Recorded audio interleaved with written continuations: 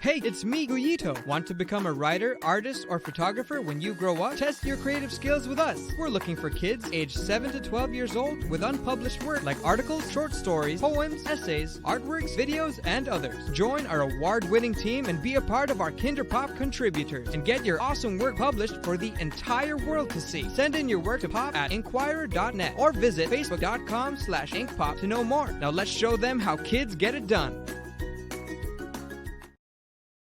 Got something you want to share to the world? We got you, fam! We are looking for awesome people like you who want to share content that deserve a spotlight on our site. Whether it's a list of everything you love about catos and doggos, pop culture related artworks, or even your own random photos, memes, and funny videos, we'd be happy to see it and share it to the world. Join our award-winning team and be part of our Ink Pop creator community.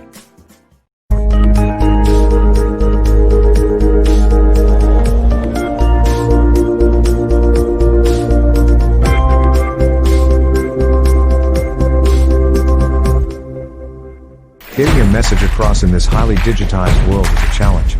You need numerous platforms and highly skilled workers to produce engaging and professional online events. This is why we live. We come alongside you and manage your back-end online event needs, so you can focus on what really matters. Your content. We're ready to amplify and get your message across.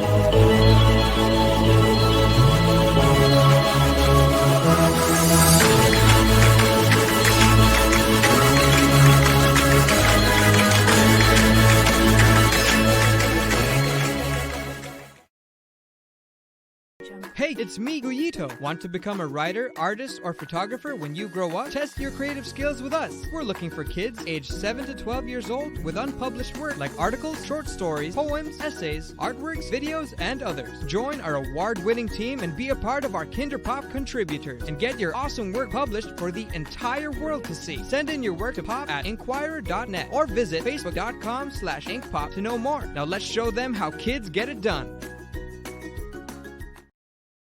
Got something you want to share to the world? We got you, fam! We are looking for awesome people like you who want to share content that deserve a spotlight on our site. Whether it's a list of everything you love about catos and doggos, pop culture related artworks, or even your own random photos, memes, and funny videos, we'd be happy to see it and share it to the world. Join our award-winning team and be part of our Ink Pop creator community.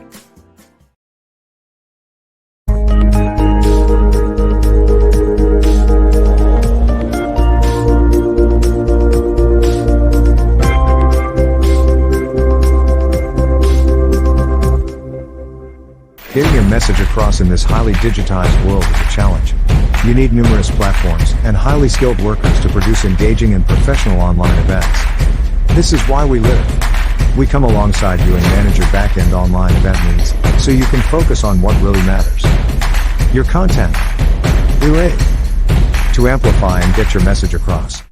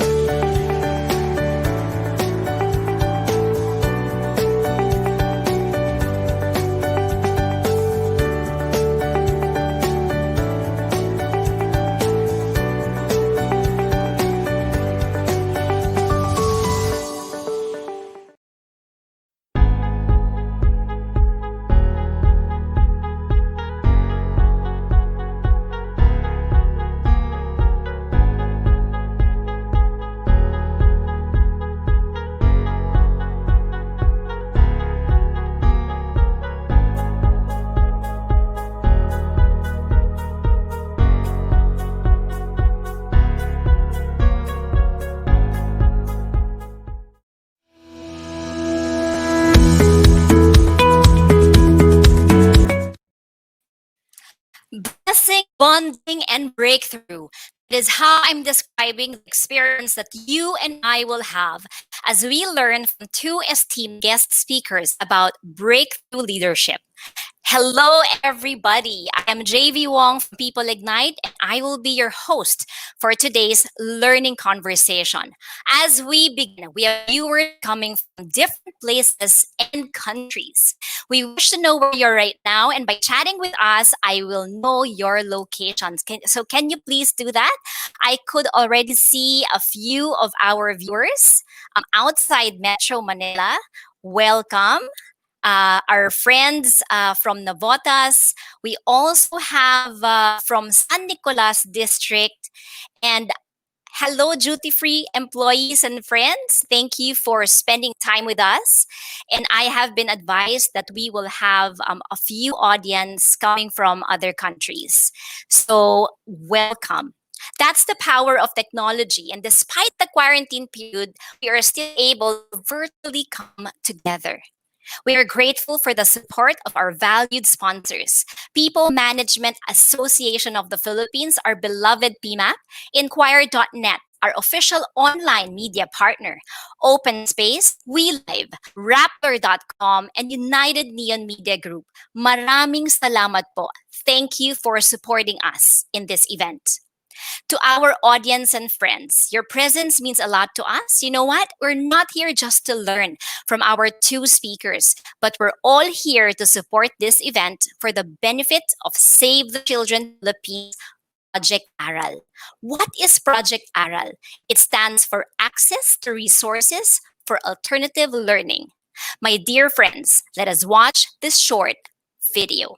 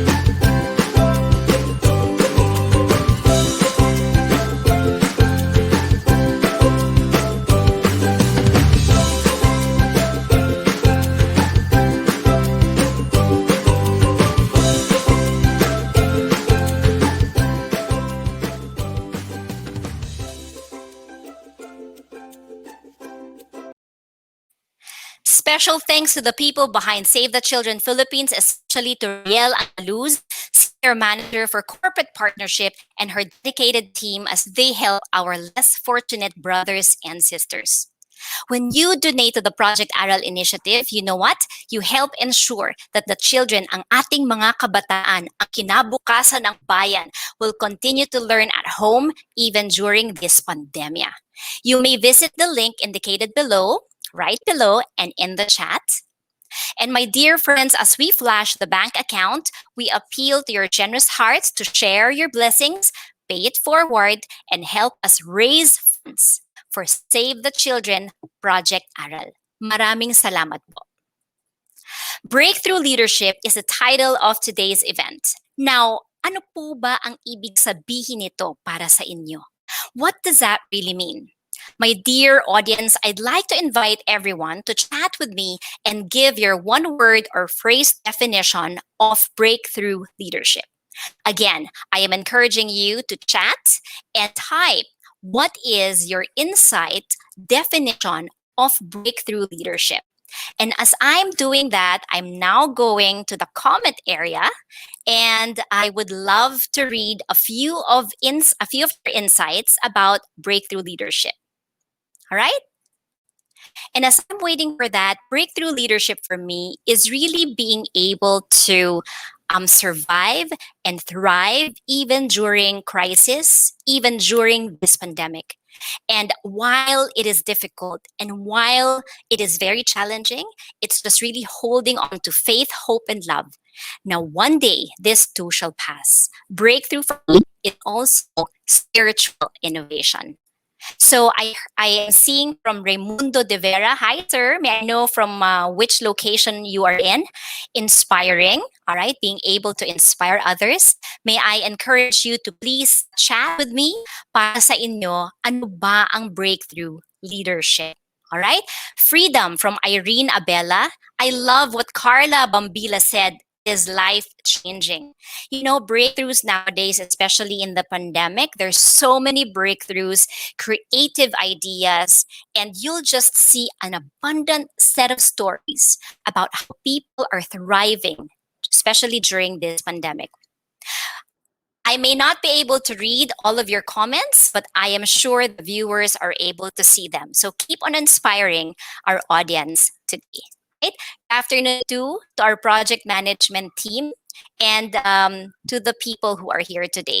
I heard there are a lot of viewers from Metro Manila, nearby provinces, and even outside the Philippines.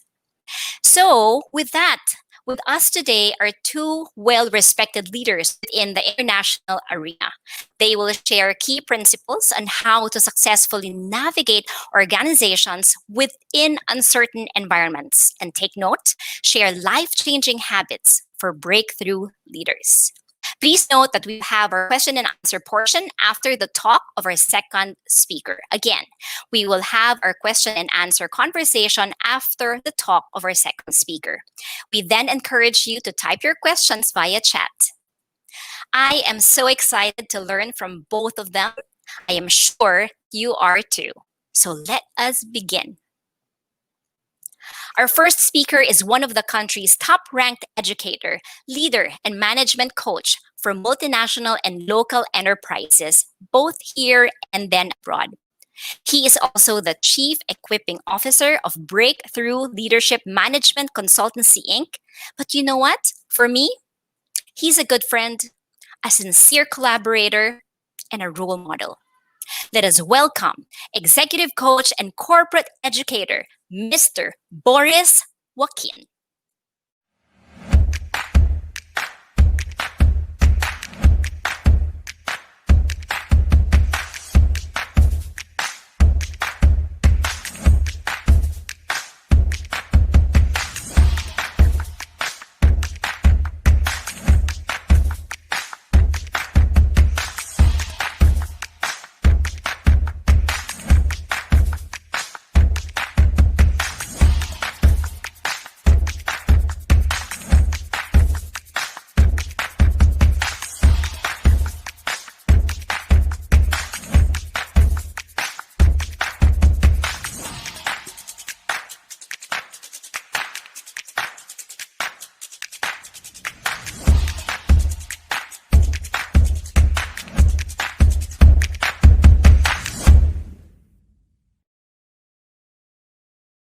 Boris Joaquin. Hi, Hi, hi Boris. JV.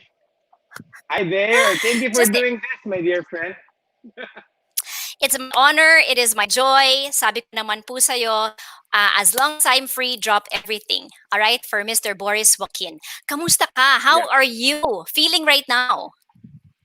Well, I'm slightly nervous, but I'm also excited because the mere fact that you together with others have volunteered your time to actually put this together to raise funds for Save the Children, and it's a passion project of mine. As you know, it's also the same name of the company that we started five more than 5 years ago. So it's really is a wonderful time, and I'm excited to actually converse with you, with Richard later, and with even the people who are watching. And it's truly an exciting learning conversation. I don't even want to call it an event because I still want to keep, the intimate way of learning from each other. Albeit seeing that in Facebook there's more than 1,000 viewers, all right? But this is really you and me asking you, kamusta ka? We've been in quarantine period for 5 months now. Yes, COVID-19 will soon regularize us. actually, So, totoo lang. so what did you discover so far in your quarantine period, my friend? Well, it's been 5 months, right? So I know it's been a devastating time for the country. I don't want to minimize that at any given point. But on a personal note, since I'm talking to a friend, and I normally would say this, I slightly enjoy this time because I felt like, of course, economically it's not ideal. But as you know, I have two teenagers, right? I have two teenage daughters, and typically, if they're teenagers, they're beginning to build their own worlds separate from their parents. And I used to miss that in the last 2 years. And all of a sudden, parang wala na silang choice. They just have to spend it with us in the last few days. I mean, the last few months. And we've been binge watching movies together. We've been conversing. We've been worshiping together. And medyo parang napipilitan yata yung mga anak ko. But those are priceless moments for me, JV. So ganda. Good. Everything is And good. praise God for that one. And that's the gift of the pandemic for you. And likewise for me, I'm able to spend time with my two kids as a homeschooling mom, also as a people leader, and here moderating for you. So there's no reason to complain. For me, at the end of the day, COVID-19 should make us the best version of who we are. All right. Exactly. Exactly. And so, maraming salamat for that beautiful story about family bonding, Boris. All right, ladies and gentlemen, let us now listen to hear some wisdom, insights, and opinion on breakthrough leadership from Coach Boris Joaquin. Thank you, JV. And again, thank you to everyone who is watching right now. I am truly grateful from the bottom of my heart. I'm glad that I've been talking to some friends of mine and some colleagues, and I know that they are tuning in right now. I'm going to be responding to your comments in a while, and I really do that on a personal level. After my turn, I'll really make sure that I say hi to you and I actually answer some of your questions if you have questions there. And I really consider this like a front act. I think I'm just doing this because all of you are just waiting for Richard Blackaby to actually speak, and I'm just setting the stage for him. Um, and this event is actually a collaboration between me and him, and it's also a good opportunity for me to learn. It's a good excuse to actually learn from him, just to organize this and to put a webinar, a back-to-back webinar, where we get to talk about a topic that is close to both of our hearts, and that's breakthrough leadership. When we started breakthrough leadership, our as a company, one of our main purposes, of course, to build leaders from the ranks, not only to lead others, but to navigate through difficult and challenging times. And by this, we originally meant market considerations brought about by competitors, consumers, structural and technological changes. But looking back from right now, 5 years after, I just realized and I reflected, and that's when I had this conversation with Dr. Blackaby, that this is exactly why we created Breakthrough Leadership. We created it for times like this. The global pandemic is causing several disruptions. We need breakthrough leaders in order for organizations to actually not just survive but thrive during this time. We need breakthrough leaders, especially during this crisis. We need breakthrough leaders for our nations. We need breakthrough leaders for churches. We need breakthrough leaders for all types of organizations. We need leaders who has breakthrough habits. And the way we describe breakthrough habits is they need to have the breakthrough habits in thinking, in listening, in deciding, in speaking, and in behaving and acting.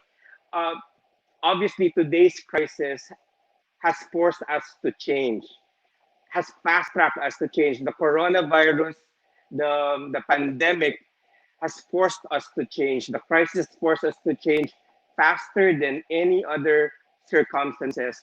But as you all know, change is hard, no matter what kind of change that may be. And even to the most adaptable, and flexible leader like me. And my wife would tell you that I'm typically the first person to embrace and adopt change. And honestly, I am swift to shift gears every now and then. But today's crisis is really quite different.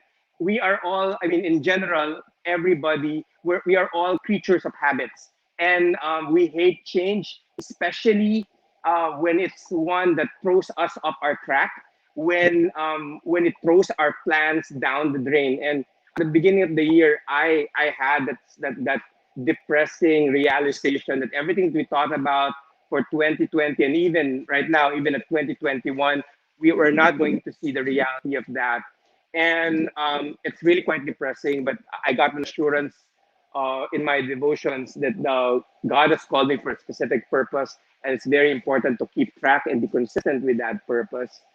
Andy Grove, one of the founders of Intel, said, "Bad companies are destroyed by a crisis. Good companies survive a crisis. Great companies are defined by a crisis."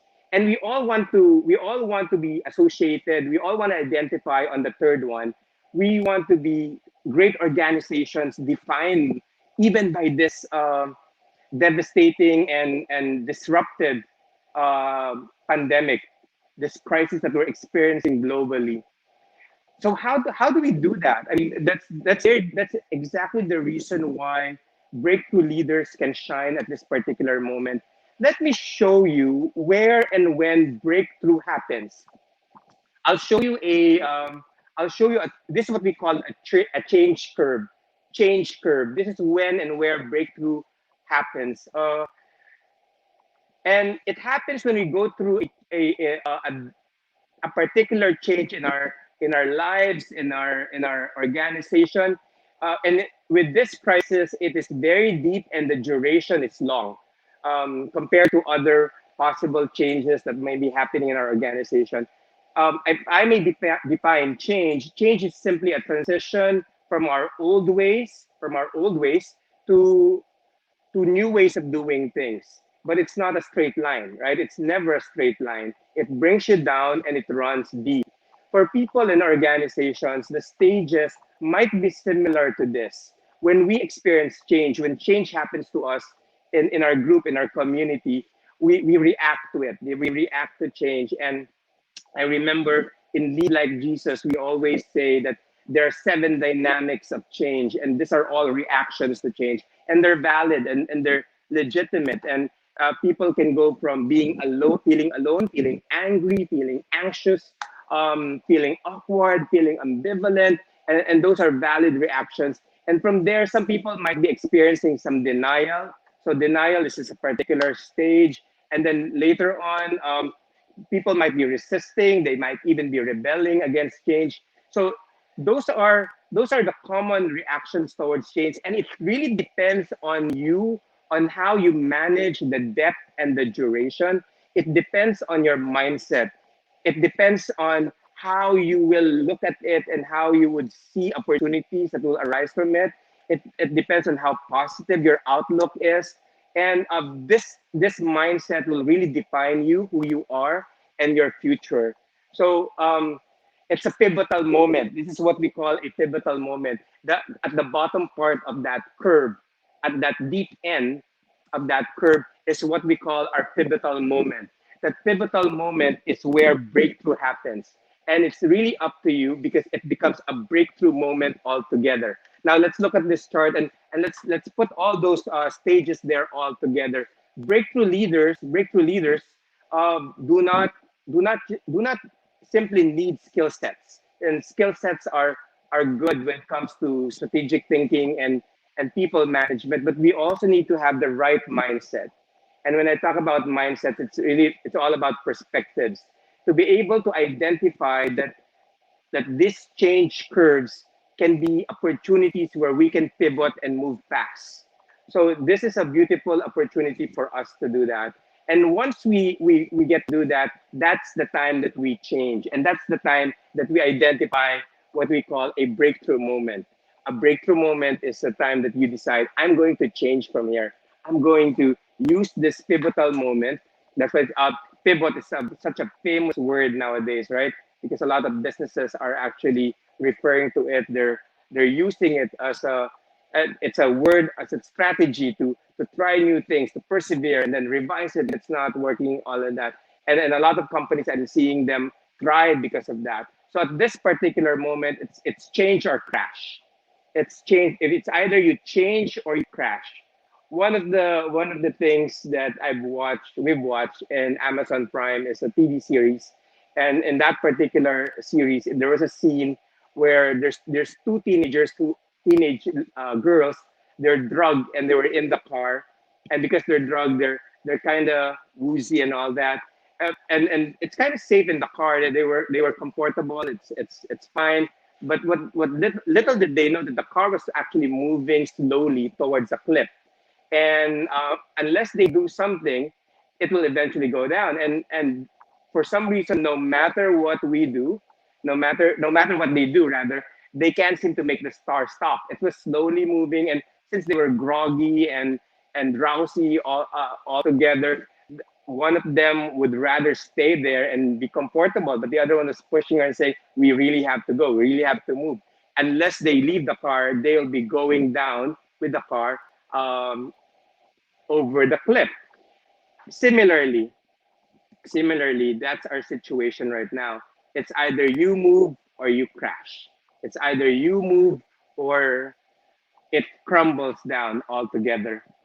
Our business, our business is on learning and development. We provide learning services to a lot of our corporate clients, and definitely we are badly hit by this quarantine and lockdown that was imposed on everybody. And we understand why it's happening. But financially, we literally went down and we were affected. And we are at that bottom, and we are still in the duration of that moment. But we didn't decide to stay there. We felt like we had to do something, and that's the reason why we're doing this webinar right now. One of the revelations that I heard from the Lord is that my purpose is clear. My purpose is to educate, to equip, to encourage, to inspire. And what's stopping me from doing that? Of course, it may not be income earning at a certain level, but nobody's stopping me from doing that. And I need to pursue my calling. And we gathered our team and we spoke to some of our trainers and speakers, and we told them we have to do this. We have to. Are you willing to still do that? You want to go on Facebook Live and all that? And then we collaborated with Save the Children. A very quick nod on you guys donating to them. This is free, but we hope that you make a donation to Save the Children, and they're posting the link there. So we collaborated with Save the Children and do a series of Go Live and Save the Children, just to continue educating, continue inspiring, encouraging, and equipping, but at the same time raising a substantial amount to help Save the Children to provide health kits to underprivileged families. So we didn't stay there. We moved, and a lot of my friends who are business owners, I saw them move at the same time. They pivoted. They had a breakthrough moment. Hotel owners, restaurant owners, resort owners, they decided to pivot. One hotel owner was telling me when he reviewed and had a conversation with me about his purpose, he said that, Boris, my purpose is to delight customers, but right now I can't open my hotel, and even if I open 50% of the accommodation capacity, there's really not enough income to really sustain what my operations are. But I have a small pastry shop at the ground floor, and I know it's popular in the community. Maybe we could bake more goodies and deliver it to different households. So he pivoted to that temporarily, and I just realized this guy wants to delight his customers, and he's doing that exactly.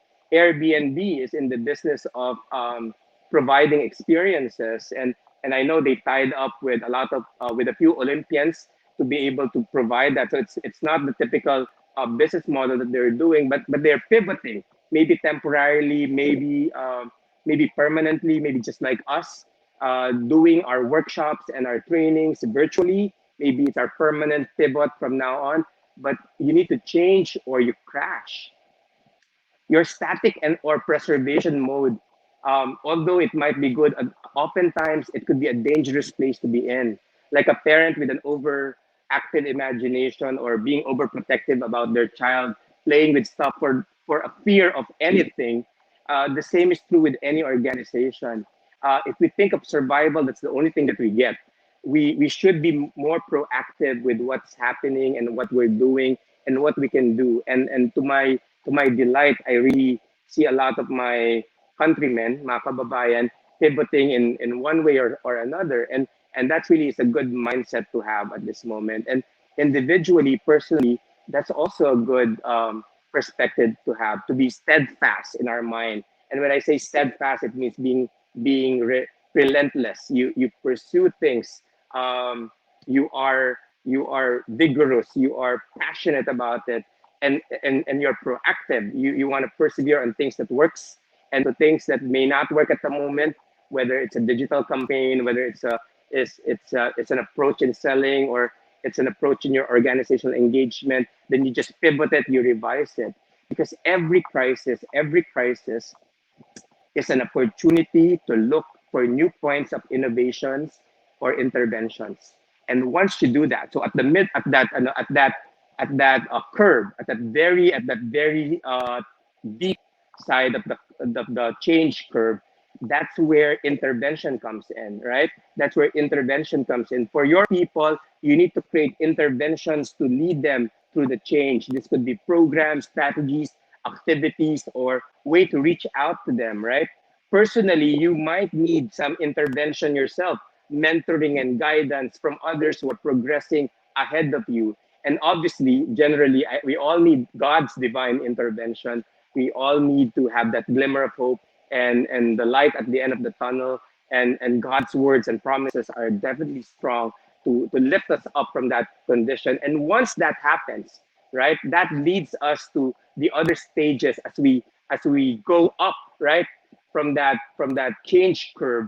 And then that's where we experience some exploration, collaboration, and we make new commitments, right? We make new commitments, and these are commitments to change continuously. So as you can see in that particular chart, from your old ways of doing things to from your ending to your new beginning, your old ways of doing things and the new ways of doing things, you are able to overcome and surpass the depth and the duration of the change curve. And that's the breakthrough moment. Interestingly, when we ask people who wants change, who wants change, a lot of people will raise their hands. Yay, I want change. To be honest, a lot of politicians won government positions because they promised change, and it's really a good proposition for anybody who's running in office. But if you change the question and you say, "Who wants to change?" Now that's a different question altogether. Then, wow, we'll probably get passive reactions. When you ask that, in this group, who wants to change? We might have a crew moment. You know what a crew moment is? You crew, crew. Nobody would respond to you actively. Pivotal moments in the change curve is also means changing oneself. Again, let me repeat that. Your pivotal moment in the change curve, your breakthrough moment, is also it also means changing yourself. And one crucial area for inner change is our road towards selflessness, right? Our road towards selflessness. And I'm going to trek on this quite lightly because I'm also a work in progress, and it's always something that I'm trying to rebuke and correct myself every now and then. I'm the national representative for Lead Like Jesus, and one of the things that I tell my friends that whenever I teach it, I get rebuked easily because I know that there's a lot of pride and fear. There's a lot of ego problems that are dominating my heart that I really need to alter. And to alter, when we say alter, we need to change it. Alterations. So we need to change it. And this particular journey can really be amplified in today's crisis, can really be reflected on in this crisis, and hopefully not just reflected on. We need to recalibrate, right? When we reflect, we think about it. When we recalibrate, we do something about it. We change our ways, we change our approach. We begin with our mindset, like what I said, but we change how we do things and how we behave. And a lot of that begins from the inside. During crisis, charity goes around, and yeah, charity goes around, and that's why please donate to save the children again. But more than that, more than just giving, more than being generous or benevolent, we need to seek God's help to win the battle between selflessness and self-centeredness. And a breakthrough leader tries to tries to struggle in that internally so that their selflessness would win in that particular battle. So it's really more like it's really a constant challenge. It's a daily challenge um, that we need to think about and reflect and recalibrate. How did I treat my people this morning? How did I converse with my client today? How am I strategizing and planning to work out this particular project? And that's very critical to be selfless and to care more. Social media, unfortunately, in many ways, amplifies the tendency to get more attention. I remember watching and listening to a TED talk by actor Joseph Gordon-Levitt, and he actually compares paying attention versus getting attention, and I love that. I love that. As an actor, he was reflecting on that because as a celebrity, not that I could relate that much, but he, as a celebrity, Joseph was struggling with the numbers of likes and followers and the comparisons with other celebrities, but it was exhausting according to him. But he knows as an actor, he loves his craft. He loves acting, and he realizes that he benefits more as a person and as an actor when he's paying attention. When he is paying attention, he is more energized rather than the latter. Um, he also realized that getting attention is so self-serving, it never satisfies. It never satisfies. I've learned something similar to that when I learned from previous mentors when I was advised to be interested, not interesting. And I hope you got that. Be interested and not interesting. Um, and it's almost similar to what Joseph said, but actually that advice came from, it's actually a quote from Dale Carnegie. He actually said to be interesting, be interested. So it's really more, it's based on the book How Do You Win Friends, which actually means listen more, talk less. But I think the way it evolved over time and the way I've been applying it as I teach it to other people that I'm mentoring, it's very important to be more interested rather than interesting. All right, it's very important to do that, especially when it comes to leading others. When we say we're interested rather than interesting, it suggests it suggests empathy and listening. And empathy is putting yourself in other people's shoes, and listening actually takes a lot of skill. That's why in our program in Breakthrough Leadership, it's one of the fundamental skills that we teach people is listening and asking the right questions, because it's how you actually mentor and coach properly. Anyway, as leaders, we need to listen and be curious. As leaders, we need to listen and be curious. It's not so much that you have ideas. It's not your job to have ideas. You know what? One of the pressures that I had when I was a managing director, when I was a vice president of companies that I worked for, is that I always need to produce ideas. I always feel like, oh, I need to produce ideas. I need to do this. I need to produce that. I need to come up with a brilliant idea. And then I realized, and I became more forgiving to myself. It's not my job to it's not my job to have ideas. It's my job to get ideas. And how do I get ideas? By listening more, by being curious.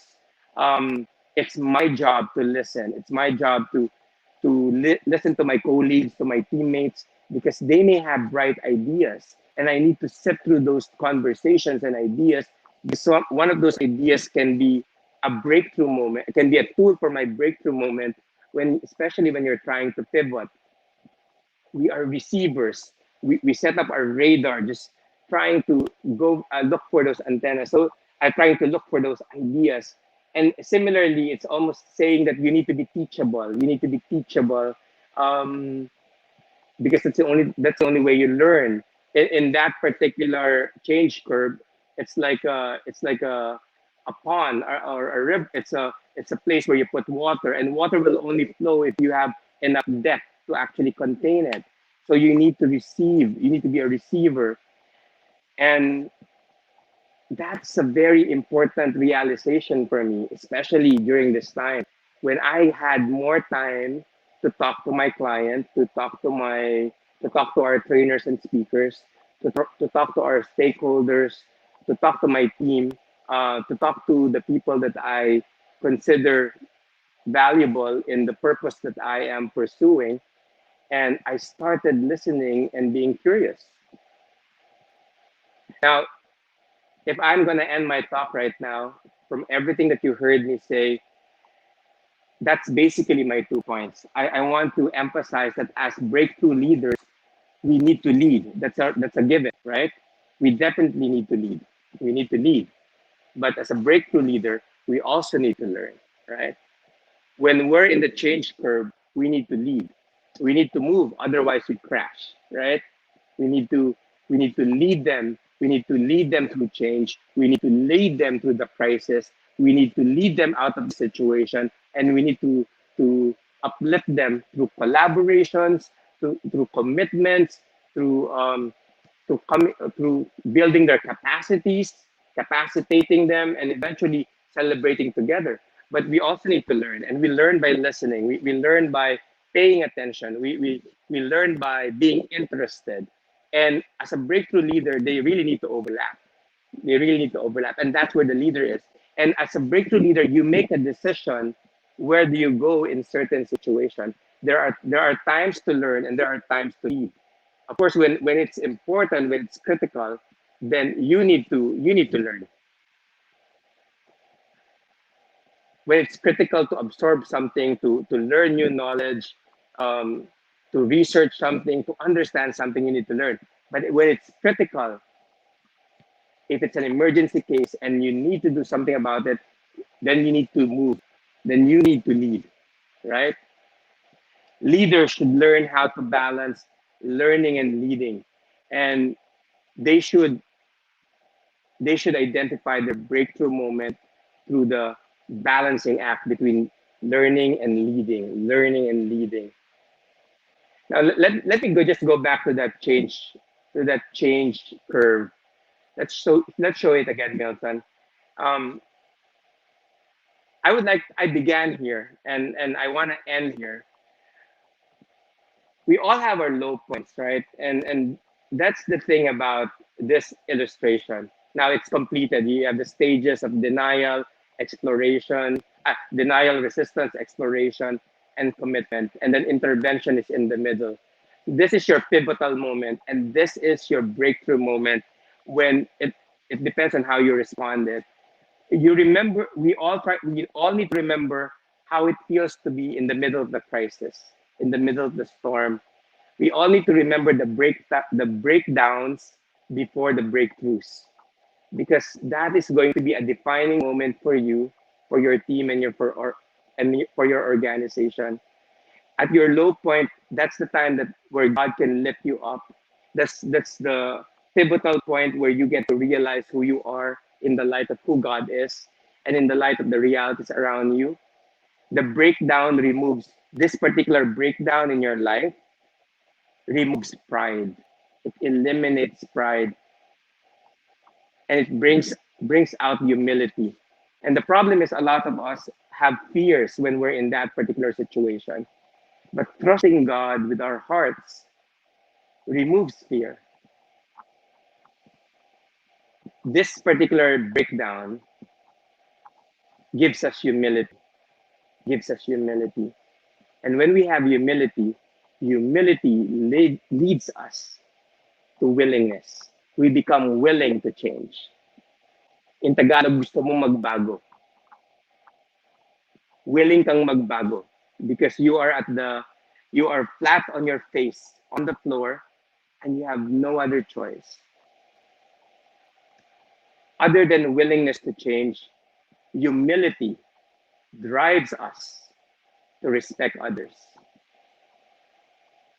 Humility drives us to respect others.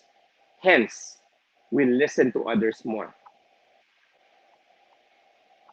So we need to cherish this defining moment in our lives, and we need to have a new set of eyes, a steadfast mind, a new mindset on how to take advantage of the opportunities that you may have during this change curve. And when you see those opportunities, then grab the interventions that you may need for yourself, and give the interventions that you can provide for others. And as I end, I just want to quote this wonderful verse that has been my encouragement throughout these 5 months. It's found in Isaiah 26, verse 3. It says there, the steadfast mind you will keep in perfect peace, because his heart trusts in you. Sabi doon, the steadfast mind, God, yung you doon si God will keep him or her in perfect peace, because his or her heart trusts in God. So your mind should be steadfast. And I just shared to you many ways to actually have a steadfast mind, to intervene, to view change as an opportunity, to listen more, to pay attention, and to be interested.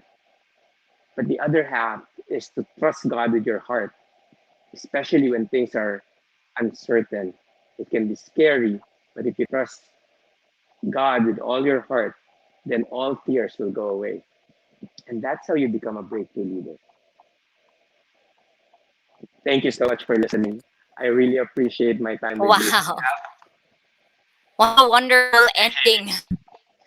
What a wonderful ending, Coach Boris. You Thank know you. what struck me the most was when you said that most of the time we need that breakdown in order for us to have a breakthrough.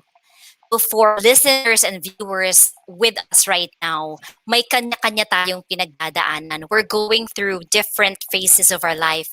Yeah, and in this quarantine period in the pandemic, Coach Boris is assuring us if we hold on to God and if we just look at it as a blessing in disguise, so that breakdown, malay mo, my friend, that'll be your beginning of your breakthrough. Boris, let me just read two comments or insights from our viewers among many other comments, right? Marisa Bokirin, she sent this at 6:14 p.m. said, breakthrough is being able to innovate and adapt to the new normal. That new normal, some people would call temporary normal or next normal. Another one is from Noel Salvacion. Breakthrough leadership is keeping the focus of ideals towards communal empowerment, especially in the midst of crisis. So hindi ka nag-iisa, you're never alone, you're here with a support system and then your community. So Boris, if you will just allow me, the striking moment for me is when you also said we need to find that pivotal and breakthrough moment. Guys, he has a challenge for us. Either you change or you crash. Either we change or we crash. And 3 points, the antenna, the change, and the purpose. So, Boris, you mentioned about the antenna. I love it. It's the need for leaders to listen, to think, and to speak and generate ideas. The other one is you really expounded on change is hard. And no matter what change that may be, it is really difficult from old ways to new ways of doing things. It is never a straight line.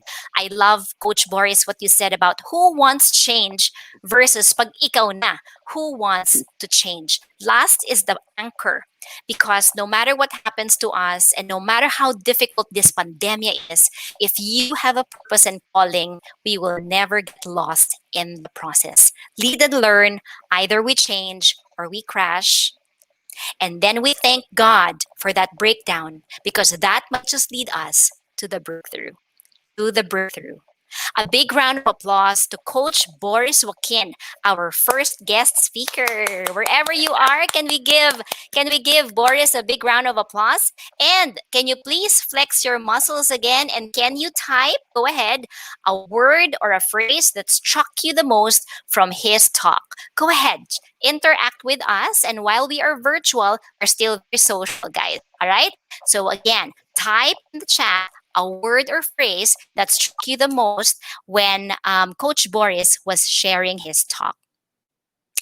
Again, question and answer will be entertained after second guest speaker. All right?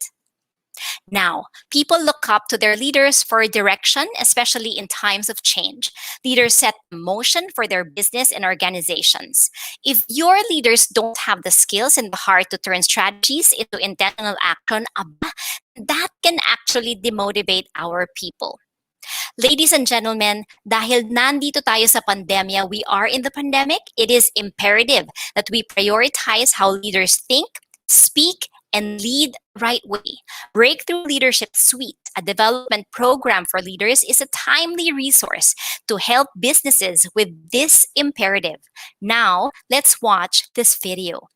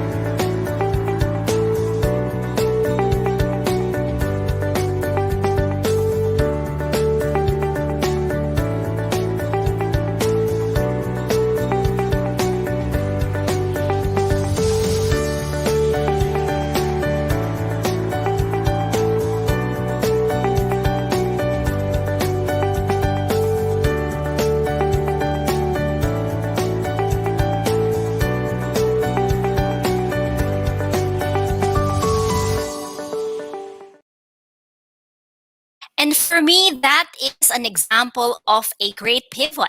Breakthrough Leadership Suite is a progressive development program for leaders like you and me, delivered online in a live, virtual, instructor led format. Lead facilitator is Boris Joaquin, together with other learning leaders. And the program covers, as you saw, guys, breakthrough thinking, breakthrough conversation, breakthrough character and change, people management, and of course, strategic management. Now, this program, listen up, will kick off this August 28th. Look for our friend Kervin Ursua and refer to the information below for a lot more details. So, congratulations, Breakthrough Leadership, for pivoting to the next normal. As we move forward, let me now introduce our second esteemed speaker. He speaks internationally on spiritual leadership in the home, church, and marketplace, as well as on spiritual awakening, experiencing God in the Christian life. He has written or co-authored 36 books, including The Seasons of God, How the Shifting Patterns of Your Life Reveal His Purposes for You, The Inspired Leader, 101 Biblical Reflection for Becoming a Person of Influence. And you know what? These two, which he has co-authored with his father, Henry Blackaby, Spiritual Leadership and Experiencing God. Let us all warmly welcome Dr. Richard Blackaby.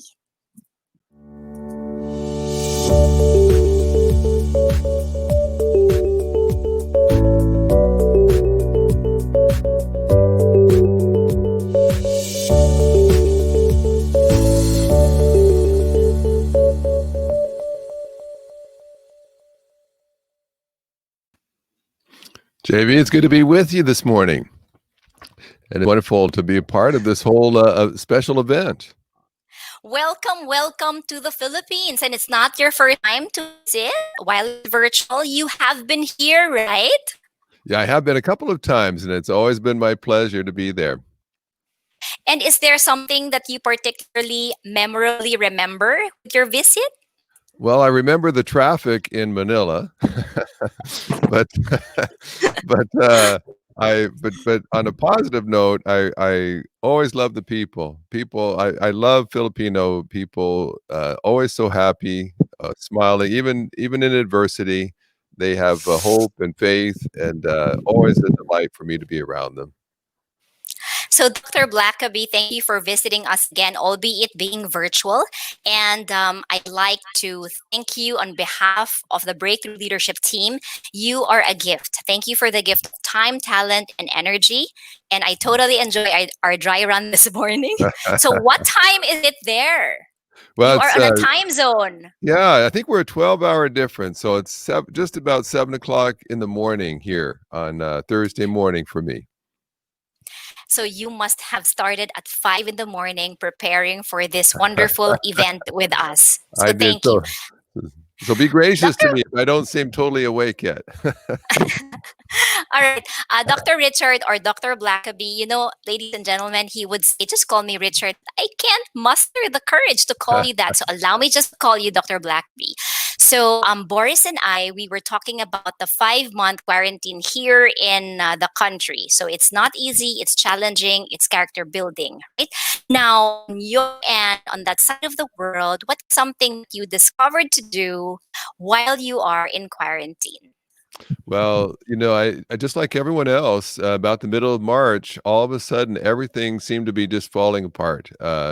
I travel and speak for a living, and I had some days I had 6 speaking engagements cancel in just one day. Just email after email saying we're going to have to cancel, reschedule, postpone, and had over 30 different events just clear out on my calendar, international trips and all over the U.S. And so I was looking at my whole calendar was just clear. All of a sudden, March was empty, and April was empty, and May was empty, and it seemed like a tragedy. Our ministry depends upon me speaking and being in the public, and then I just really prayed and said, God, I can just look at the negative, or I can look for the possibilities. I can see the problems; those are obvious, but God, show me the possibilities.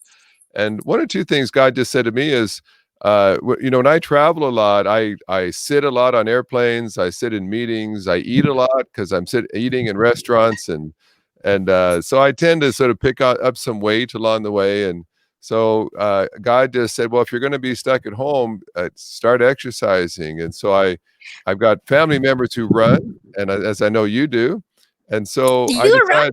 I decided I'm going to run 10K. I couldn't even run 1 mile to begin with, but 1 kilometer. But I began running most mornings, and I made it up to 10K back in July. Wow. And 10K?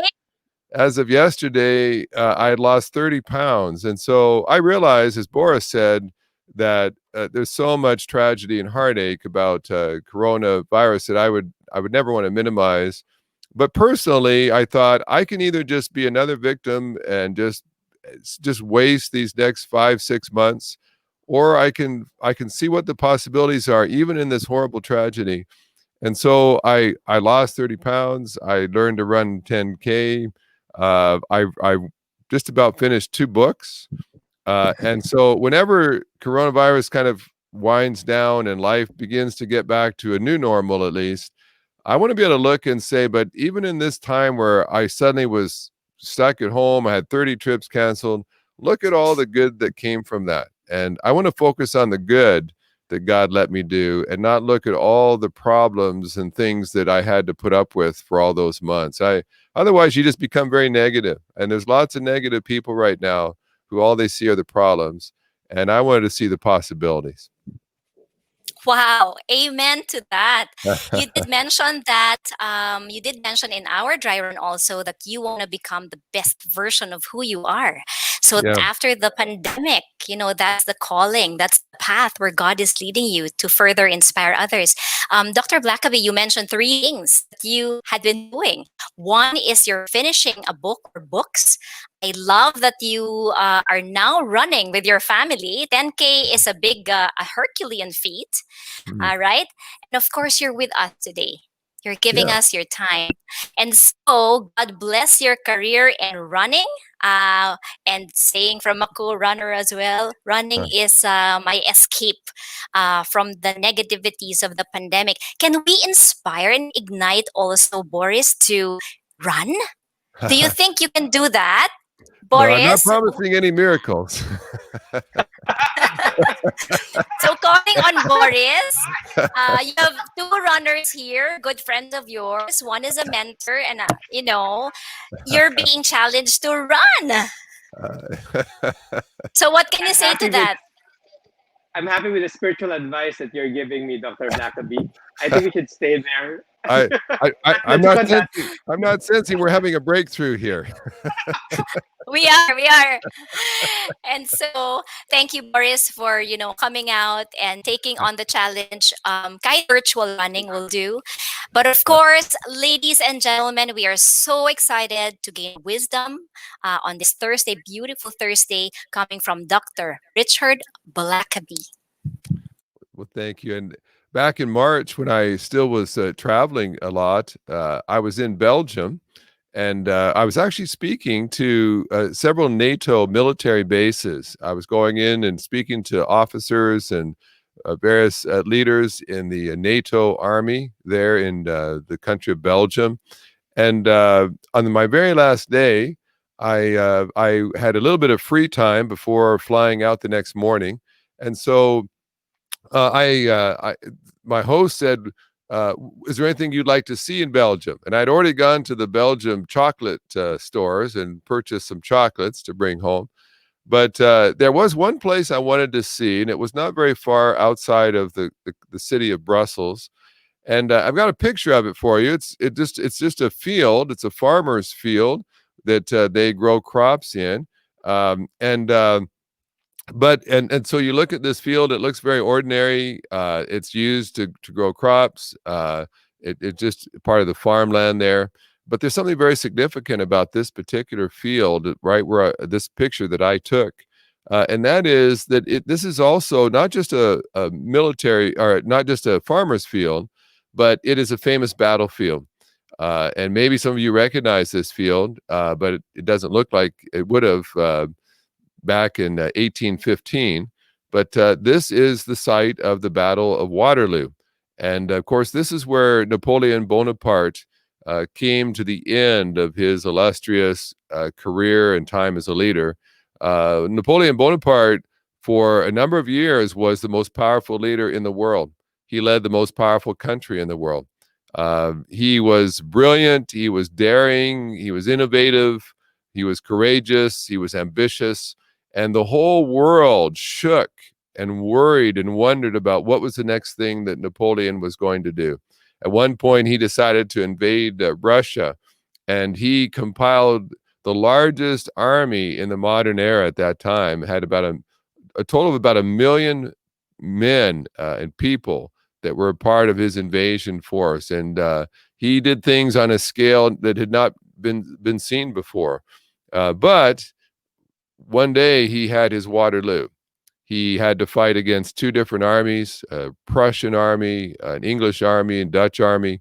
And fighting against the Duke of Wellington, he finally lost. He almost won, but he did not have quite what it took to be able to beat his enemies on that day.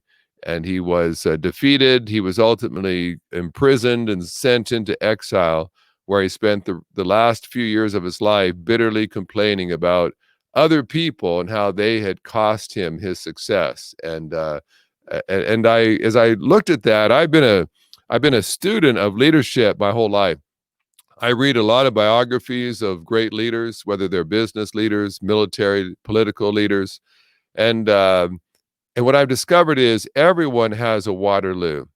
Everyone, no matter how great a leader they may be, they will come against something that is bigger than they are, something that's more difficult than their leadership skills can handle. It's inevitable that it will happen. For some, it happens quite early in their life, which is actually a good thing. If you're going to face a Waterloo, you might as well face it early in life and learn how to grow past it. But for Napoleon, he never overcame his Waterloo. He was never able to get past that. It defeated him. It ruined him.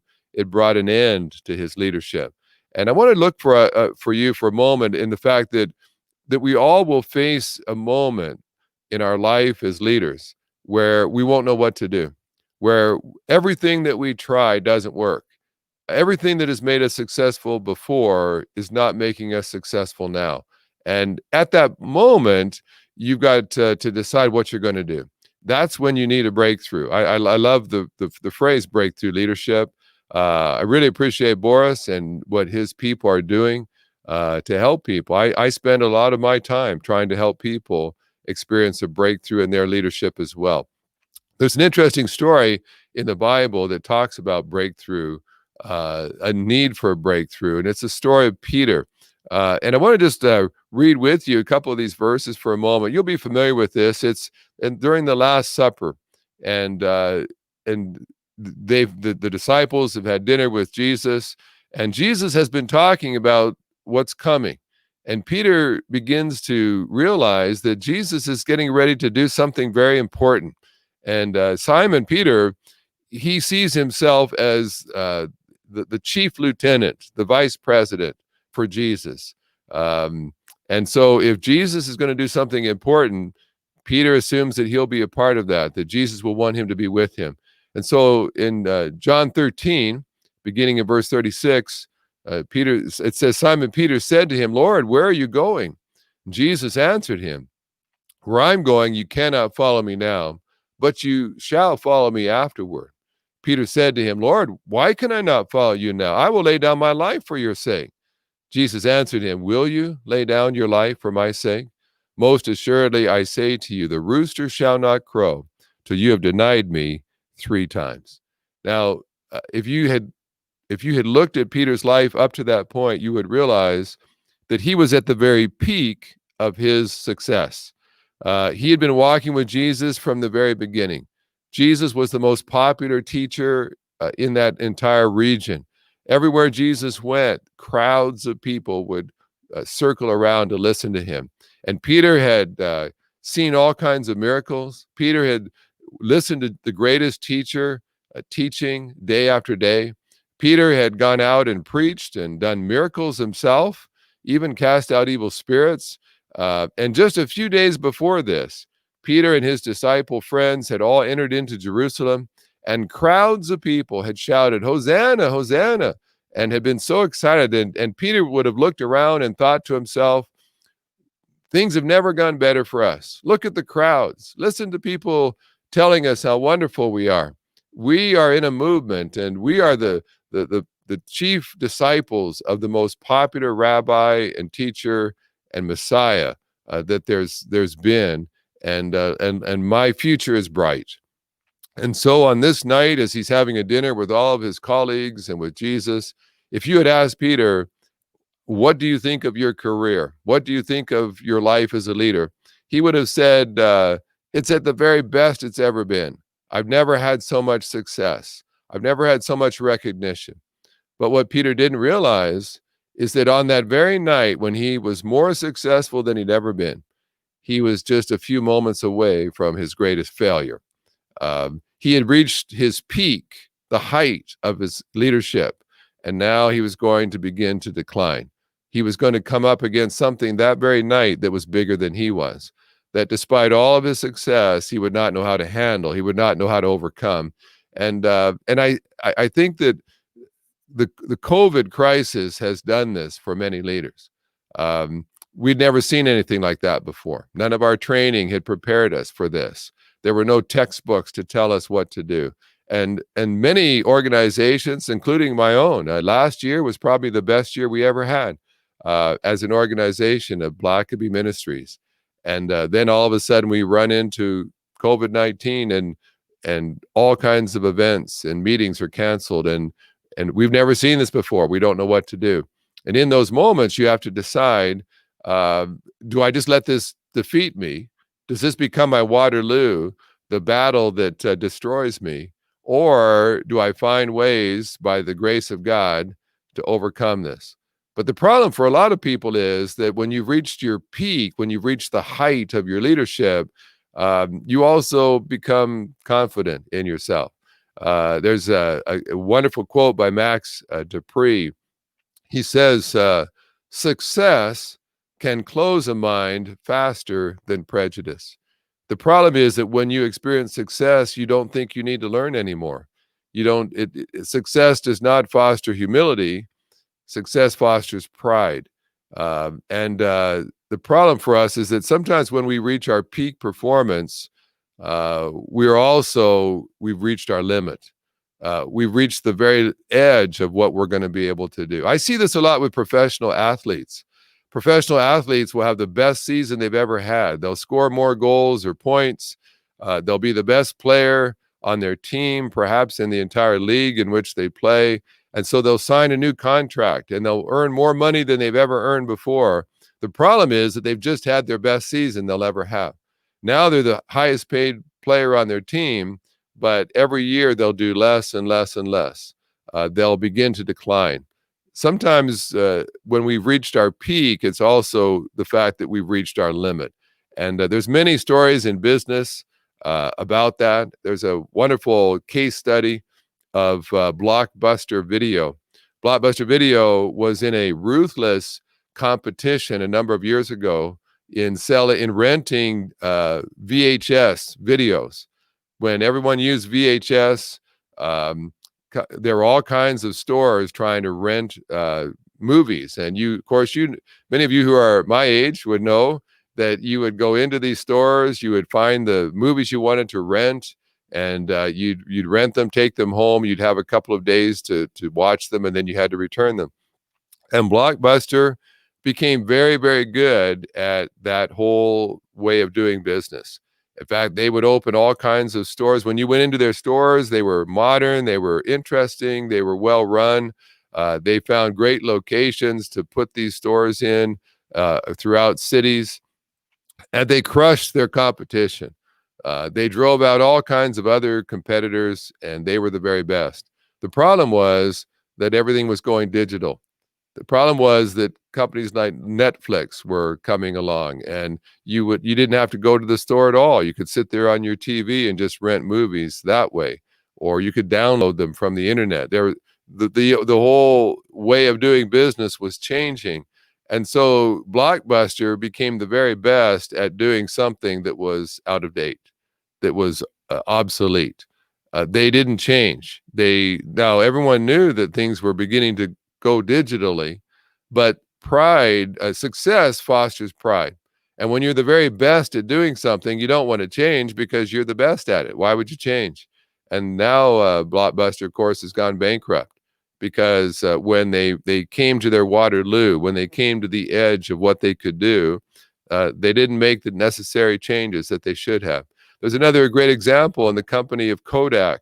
Kodak, of course, made a film for old school kind of cameras where you buy film and you insert it in your camera and you take your pictures. And when you were done taking pictures, you pulled the film out and you dropped it off at a store to be developed.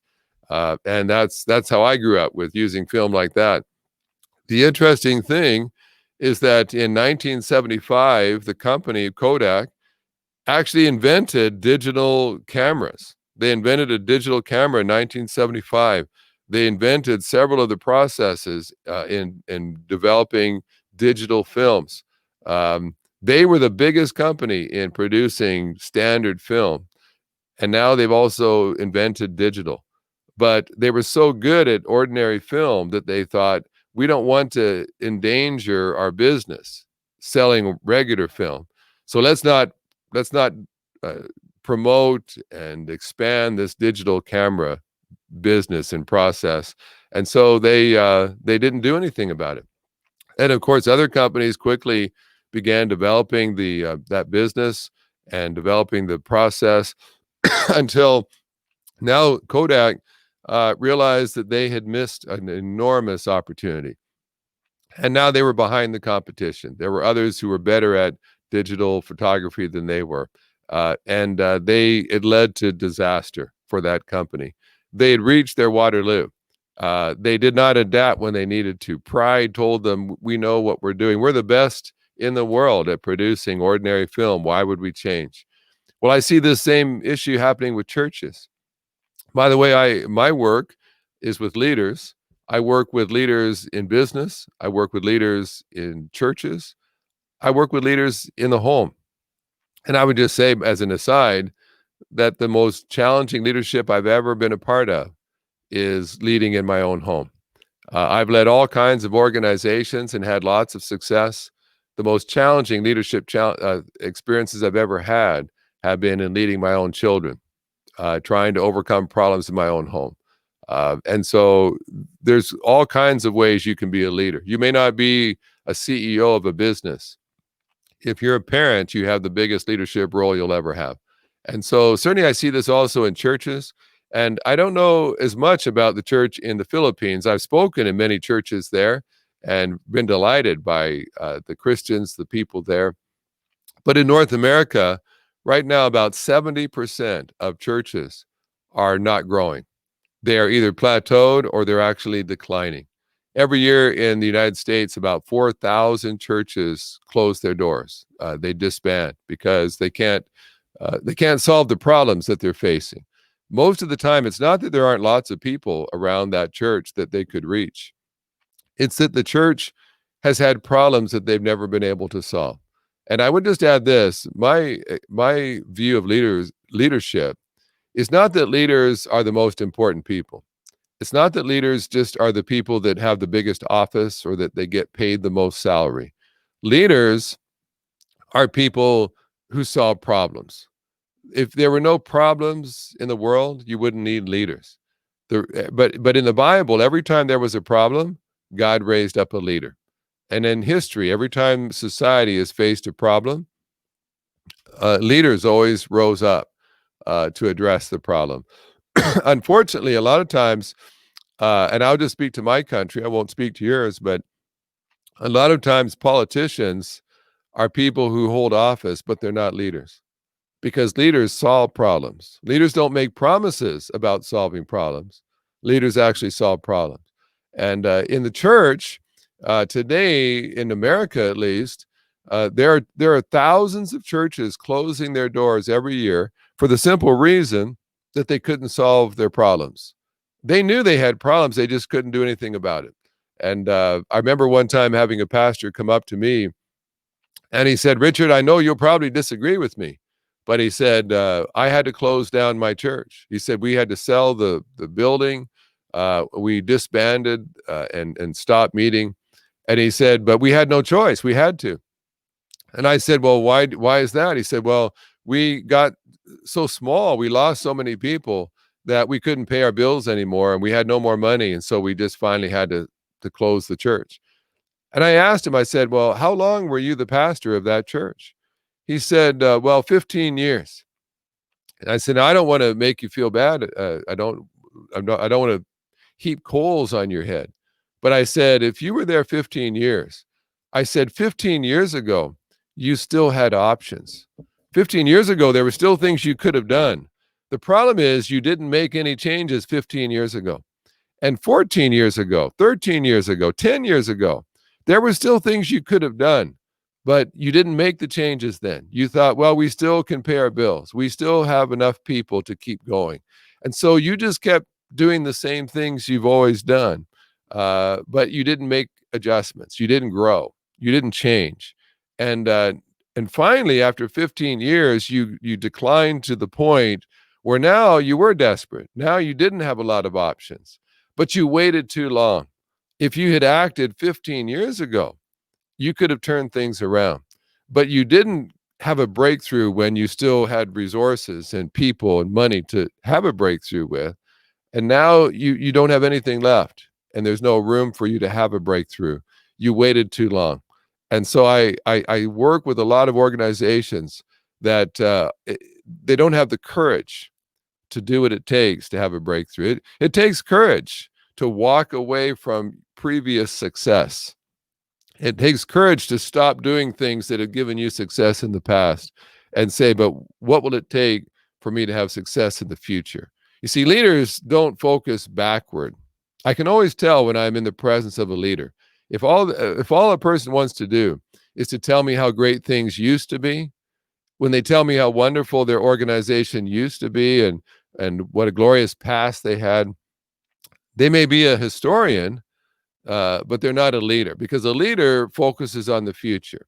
A leader says, not where have we been, but where are we going? Because that's where he is going. That's where the leader is headed. And so why look a place you're not going? Why not look at where you're moving toward? Warren Bennis had an interesting quote that I've always remembered. He said, "I often observe people in top positions doing the wrong things well." Bennis, a leadership expert, said, "Sometimes we can be doing things very efficiently. It's just that we're doing the wrong things. We may be making lots of progress. We're just making progress in the wrong direction." And I see a lot of organizations who spend an awful lot of time doing secondary things, less important things. Meetings can be this way. I see organizations in trouble, and they have all kinds of useless, unproductive meetings. They use up lots of time. Churches do this all the time. Churches will waste people's time doing unimportant matters, and then they won't have time to do what matters most. Wise leaders say, let's not waste our time doing things that aren't moving us forward into the future. That let's not do things that just keep us at the same place where we are. Let's consider what will it take to move us beyond where we are to where we need to go. Now, when I find a leader that is stuck, a leader that is plateaued. And by the way, typically, if I find a business or I find a church that is plateaued, it's not growing anymore, typically I'll find a leader who's plateaued and not growing anymore either. An organization is not going to grow beyond its leader. So if you've got a leader who's not growing, you're going to have an organization that's not growing as well.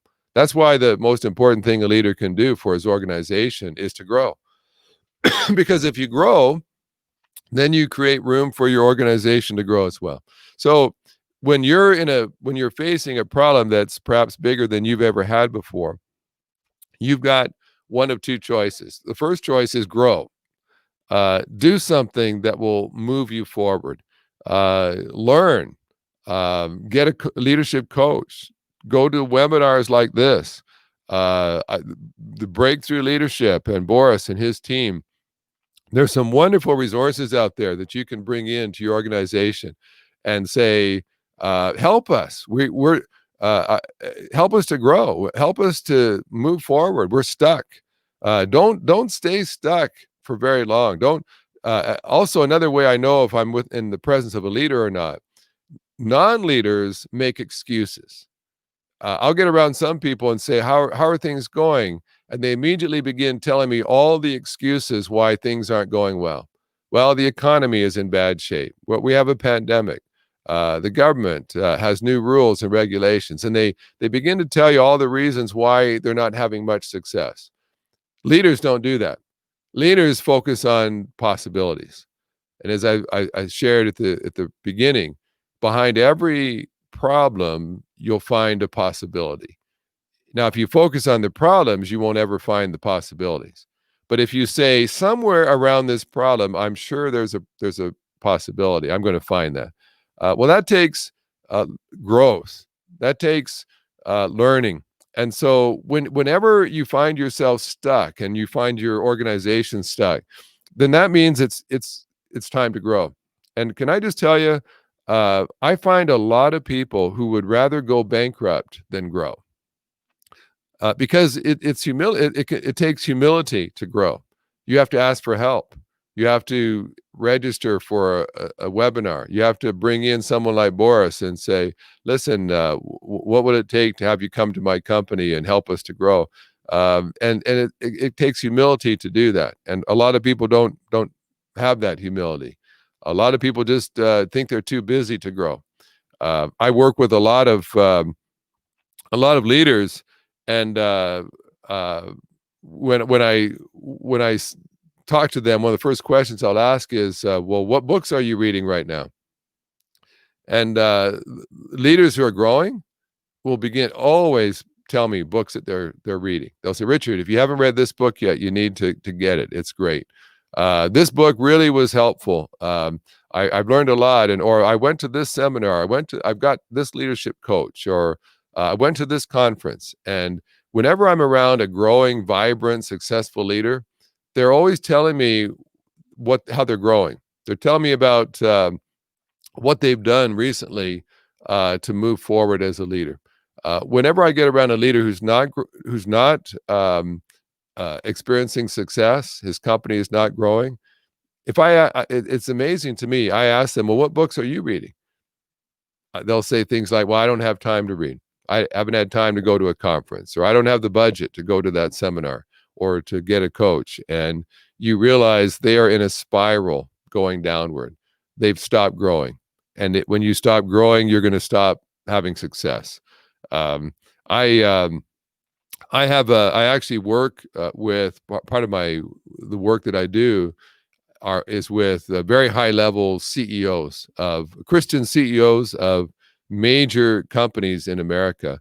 There's about 200 of these CEOs I work with, and I teach a class for them. It takes 3 years. You sign up, and for 3 years, you meet with me 3 times a year.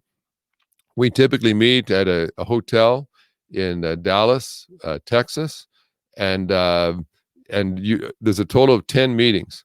Now, to be in this organization, your company has to do at least a minimum of $100 million of business every year. Most of these companies do billions of dollars of business. And so these are very high-level business people, very successful. Many of them will fly into the meetings on corporate jets. We had one person that flew in all the way from Hong Kong every time we had a meeting just to be in Dallas. The class itself goes for about 24-hour period. And here were people flying in from Hong Kong to Dallas, Texas, in the United States just for one day meeting. And you look at these people and say, well, you're so successful. You lead some of the biggest companies in the world. Why would you take time out of your busy schedule to fly all the way to Texas for a one-day meeting? Well, they would tell you, well, that's why we are successful, because we keep growing. because no matter how successful we are, no matter how big our company gets, we always know that if we keep growing, that we'll always be prepared for the future. By the way, if I had told you a year ago and I had said, would you like to be successful as a business leader? And if you had said, yes, I want to be successful. If I had said, well, you need to learn how to do business while social distancing. You need to make sure you've got lots of masks for your staff to wear so that they don't spread germs. You would have looked at me and said, are you crazy? That's ridiculous. Why would I worry about things like that? A year later, you know why. With coronavirus, so many things now are changing the way we do business. A year ago, we didn't know we needed any of that. We didn't know that we needed to be experts on cleaning and sanitizing our office buildings like we know now. And so we don't know today what we're going to need to know a year or 5 years from now in order to be successful. If you stay where you are with the same knowledge and skills you have now, you will very quickly become out of date. And so you have to keep growing. You have to keep reading. You have to keep learning. And so when you face a Waterloo, when you face a crisis where now you've got to decide, what do I do? Your first choice is to grow. Your second choice, I say a little crassly, but you have to go. In other words, if you're not going to grow, if you're not going to learn, then you need to get out of the way and let someone else come in who will learn and will grow. I sometimes I'll say this to pastors because I've watched pastors come to churches. I just was talking to a pastor the other day. His church had about 200 people in it, and he's been there about 15 years. Now it's down to about 25 people. He's gone from 200 to 25. Clearly, his style of leadership is not working. He pastors a church in a growing part of the city. There's lots of people there. It's just that he doesn't know how to lead. But he has never taken a leadership class. He's never read a leadership book. And I hear people say this all the time. They'll say, well, Richard, I'm doing all that I know to do. Or they'll say, Richard, I'm doing the best that I can. And I don't mean to hurt their feelings, but at times I will say, well, clearly your best is not good enough. If you're doing the best you can and your organization is continuing to decline, then your best isn't good enough. Doing all that you know is not good enough. Clearly you don't know enough because you're doing all that you know to do and things are still declining. So you need to know more. You need to grow and gain new skills because simply doing the best you can is not good enough.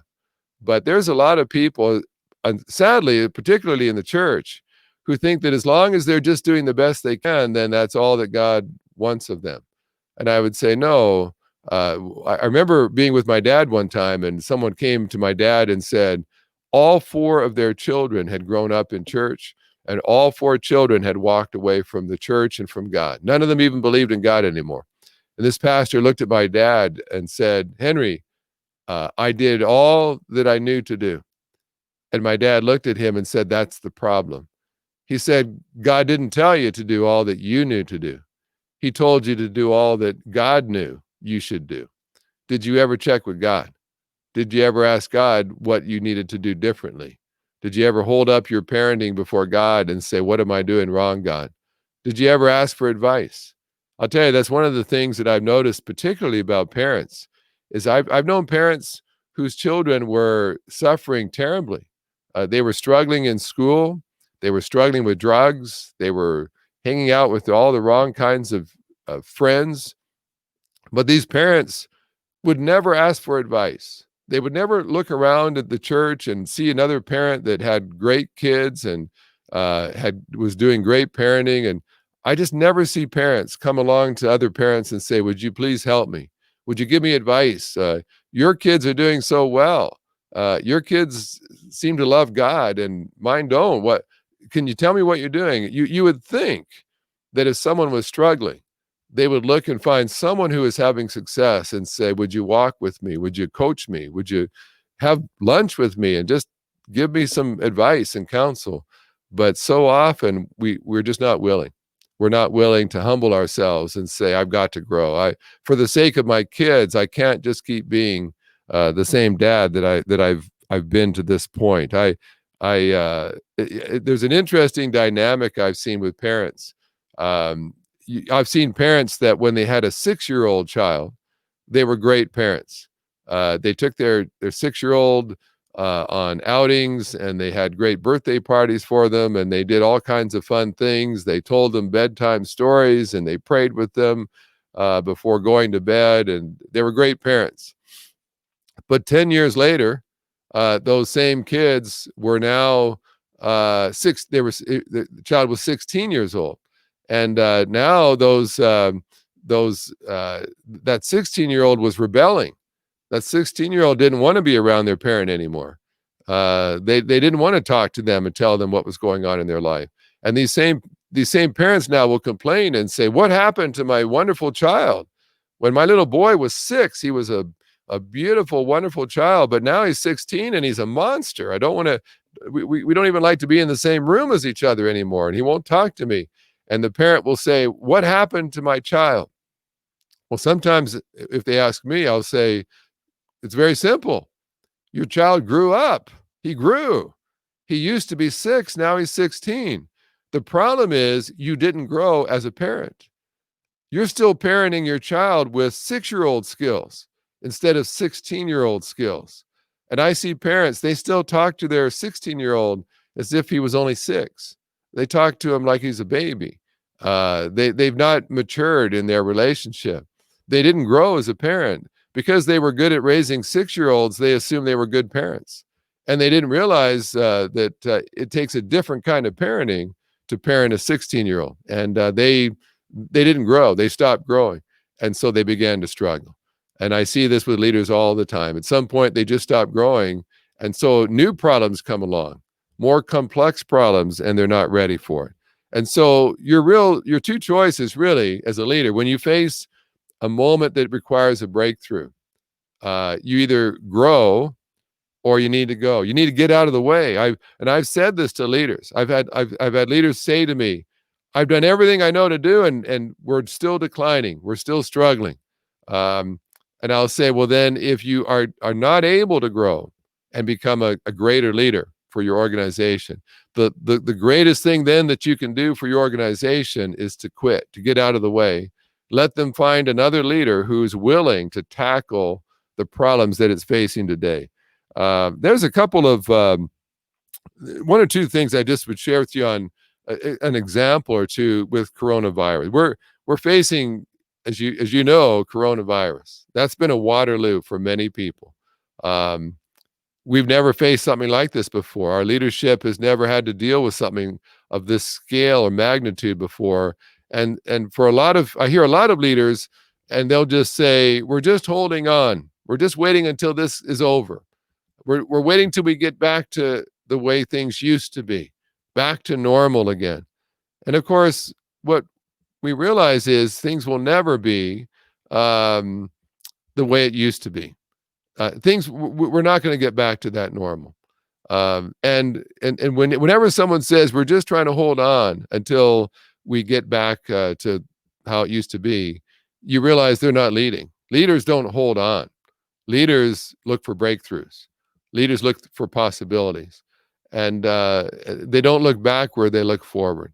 And so the coronavirus is going to be a great definer of organizations and parents and churches.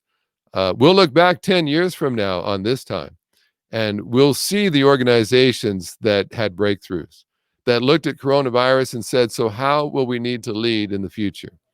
What adjustments do we need to make? What adaptions do we need to make?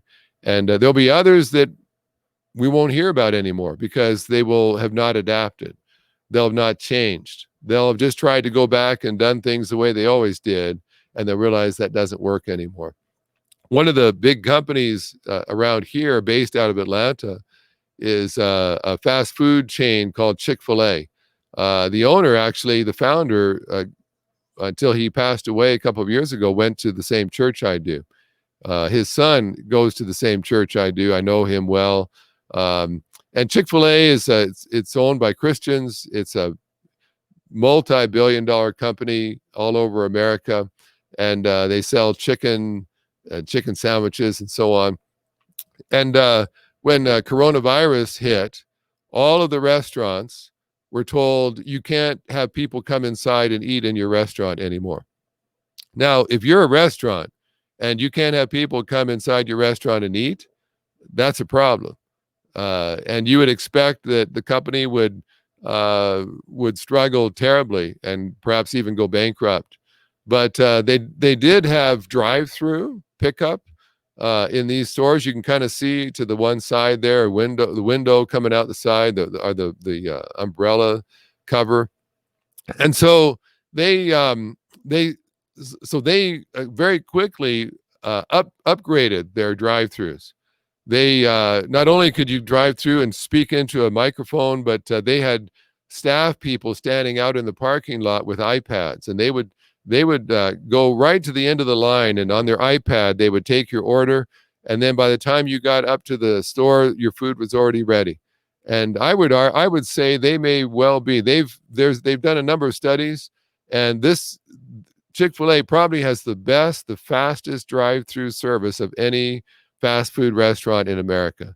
Very efficient, very polite, very well organized, very clean and crisp and efficient. And so I was talking with one of the owners of Chick-fil-A just the other day, and I said, well, how are you surviving? You can't even have people come inside your restaurant to eat. I said, are you surviving? Are you in trouble? What's going on? He said in the month of May that they had all their numbers in for, he said was the best month we've ever had in our history. He said we sold more food in May than we ever had in the history of our company. I said, well, they couldn't even come into your restaurant. How could you have record sales when you can't have people come into your place of business? He said the drive-through traffic was so busy. He said people learned that if you wanted to get drive-through and not have to wait for a long time in line, if they came to our restaurant, we were so efficient that they could get their food and go. He said we sold more food than we ever have in the history of our store. But he said on the other side, because people couldn't go in the store, he said we didn't have to pay staff to clean the stores. We didn't have to pay staff to deliver the food. He said our overhead, our costs were lower than they'd ever been. So we had record sales and we had record low costs. He said, which meant we had record profits. And I looked at them and I thought, that is breakthrough leadership.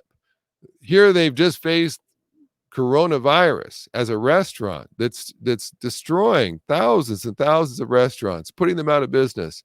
And here's a restaurant chain having record sales. Well, how do you do that?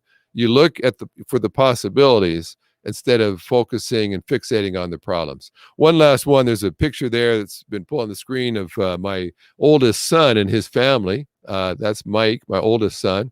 He planted a church in Canada about a year or so ago.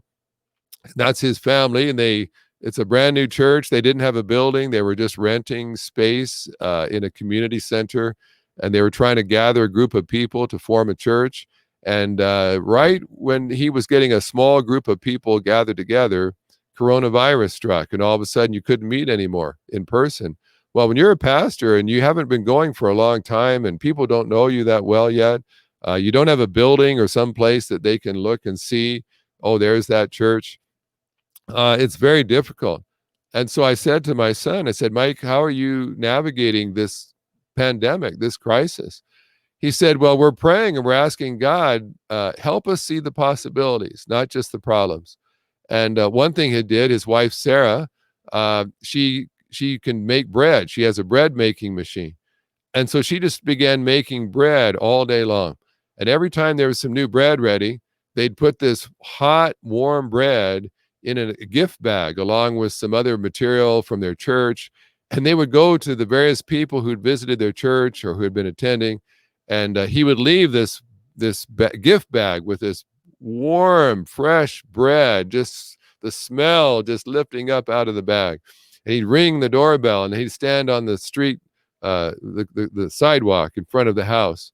And when people would open their door and they'd see this gift, there would be their pastor smiling at them and saying, I know you're quarantined. I won't come any closer. I just want you to know I love you and I'm concerned about you. And he would just go all over the community, just dropping off homemade bread. Well, he got so many people commenting to him and saying, I've been going to church all my life. I've never had a pastor that came and cared about me that way, brought me homemade bread. And he's been bringing other things his wife is making, and it's become kind of famous in that whole community. Here's a church, even though you can't come to his building, he comes to you and he brings you gifts and he lets you know he loves you. And he's getting an enormous response of people saying, as soon as I can get back going to church, I know where I'm going. I'm going to a church that cares about me and will go to any length to look out for me and show that they love me.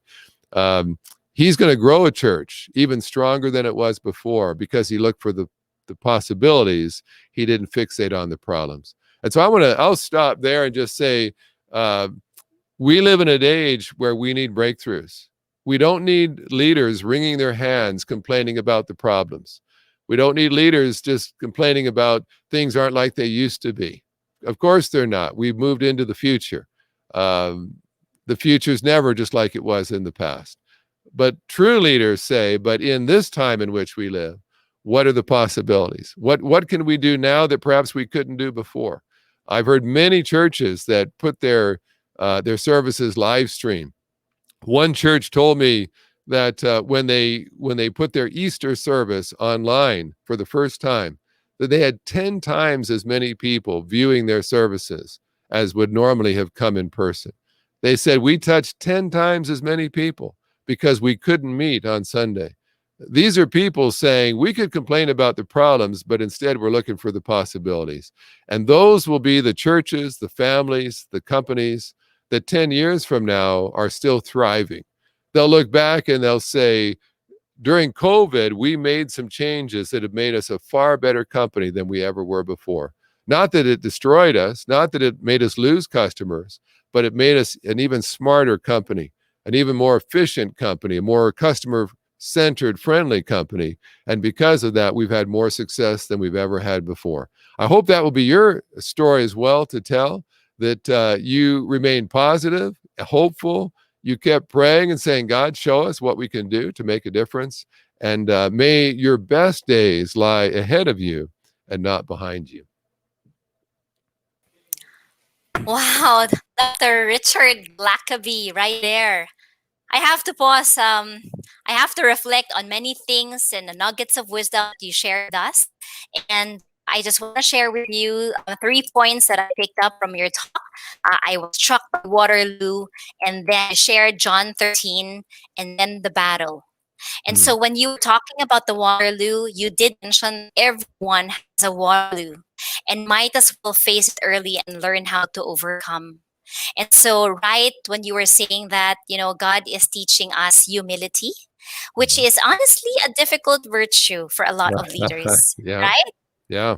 And then the beautiful verse of John 13, verse 36 to 38, Dr. Blackaby. And when Jesus said, will you really lay down your life for my sake? As in, really? Are you sure? I'll ask that 3 times. And so in the more modern world right now, it's also the challenge to leaders. How willing, how open are we to lay down our lives for others? Oh, that is a striking verse. And then as we reflect, our greatest success can be the nearest moment to our failure. You like doing all the opposites, and that made me reflect again. And we may not know how to handle that success. And you keep on mentioning behind every problem, JV, whenever there's a problem, JV, find the possibility. You did mention about the battle, and will I allow the battle to destroy me? Or will I use this time, the pandemic time, to hold on to God and allow Him to lead me?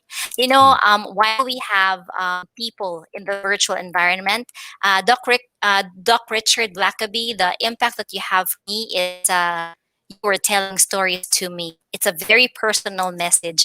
you're sending to all of us. Ultimately, Dr. Blackaby is reminding us to ask in humility. This is my favorite asks of the speaker. Did you ever check with God? What am I doing wrong, God? As a person, as a parent, as a friend, as a leader, what am I doing wrong? And how can I grow as a person, as a parent, and as a leader? So, wherever you are, our viewers, can you please give a big, big round of applause to our second esteemed guest speaker, Dr. Richard Blackaby. We will have our two guest speakers shortly for our question and answer portion, and this gives you time to chat with me and share with me a few of your aha moments or questions. Truly a striking, life-changing talk from our speakers.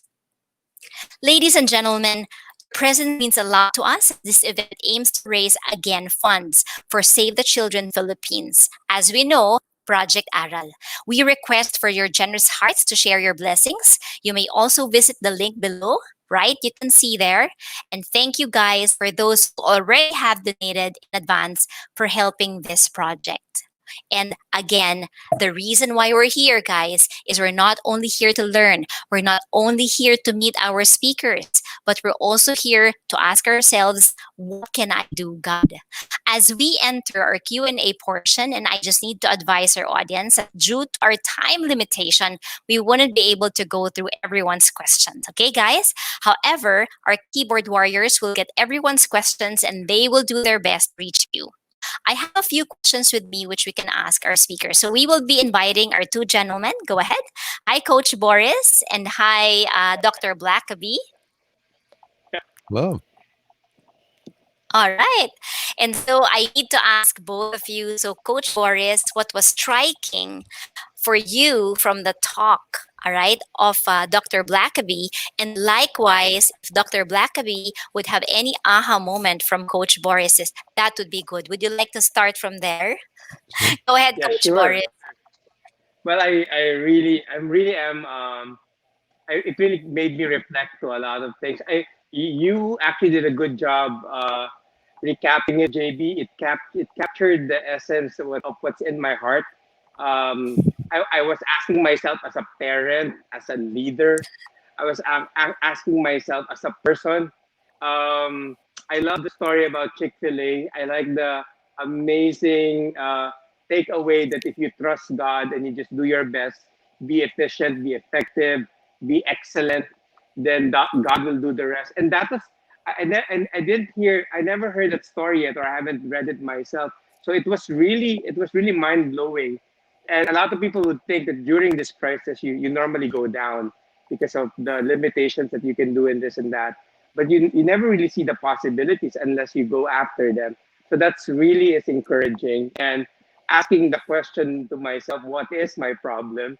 Is really it really rung through my ears the whole time. And I was actually taking down notes on my laptop, and I was thinking, oh my goodness, I have done so many things wrong.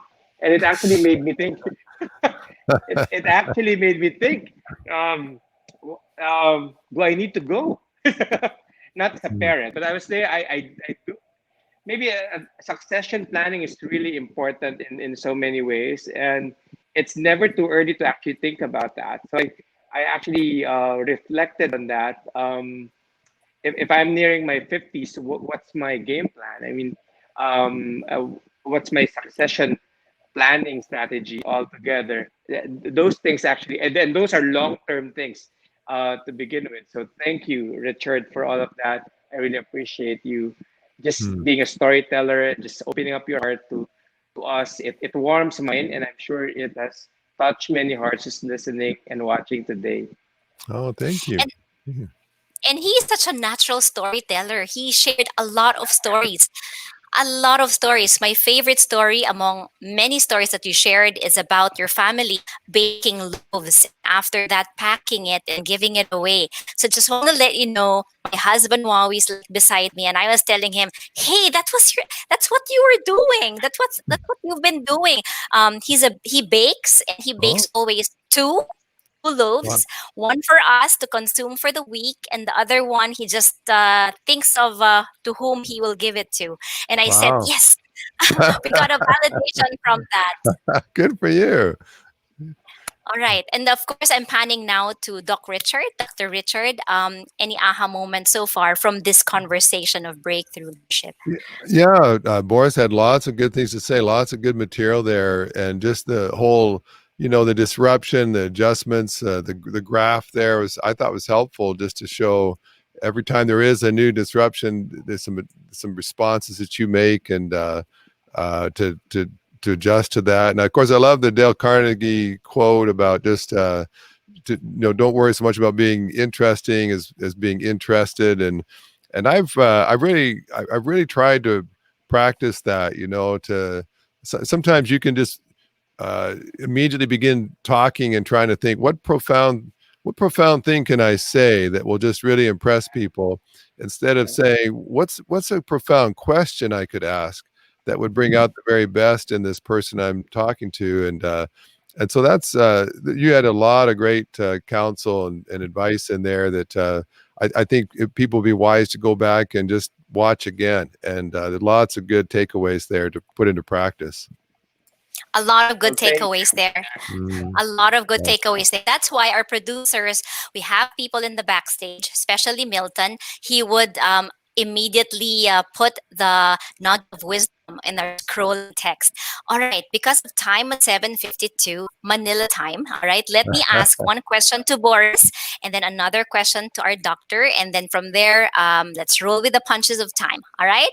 So the first question we got here, Boris, is either we change or we crash. What can we practically do so that we will not crash? What Well, can we practically do so that we will not crash?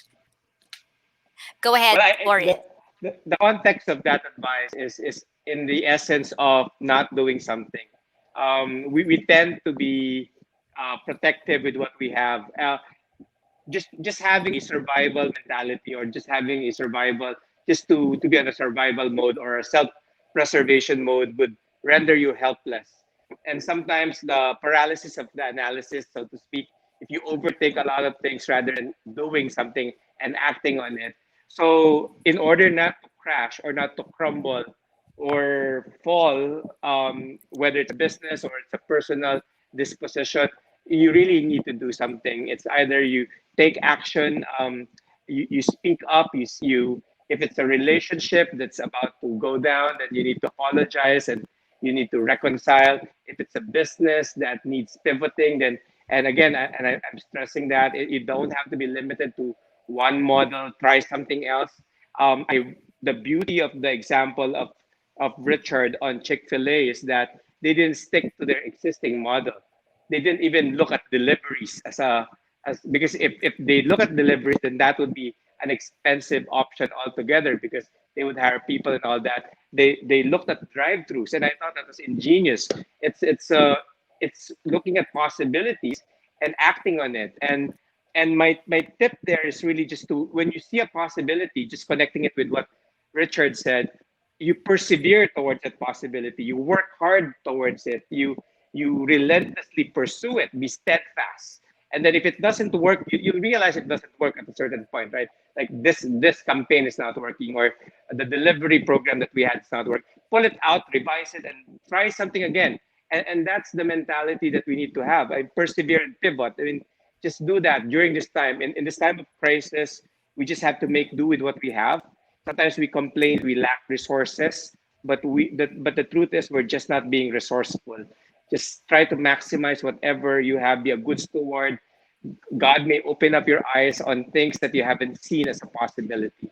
Act on it. Do something right now. Mm-hmm. Gotta do something about it. And knowing Coach Boris, he really has been given the gift of discernment. So as you act, you also ask God, what am I doing wrong? And God, is this the right time? Because it's scary to just be going too fast without any direction. Right? Okay, the question now, I'm panning to Dr. Blackaby's question now. And Dr. Blackaby mentioned about battles and getting stuck. How can we turn things around during this pandemic and get out of being stuck? How do we get out of being stuck?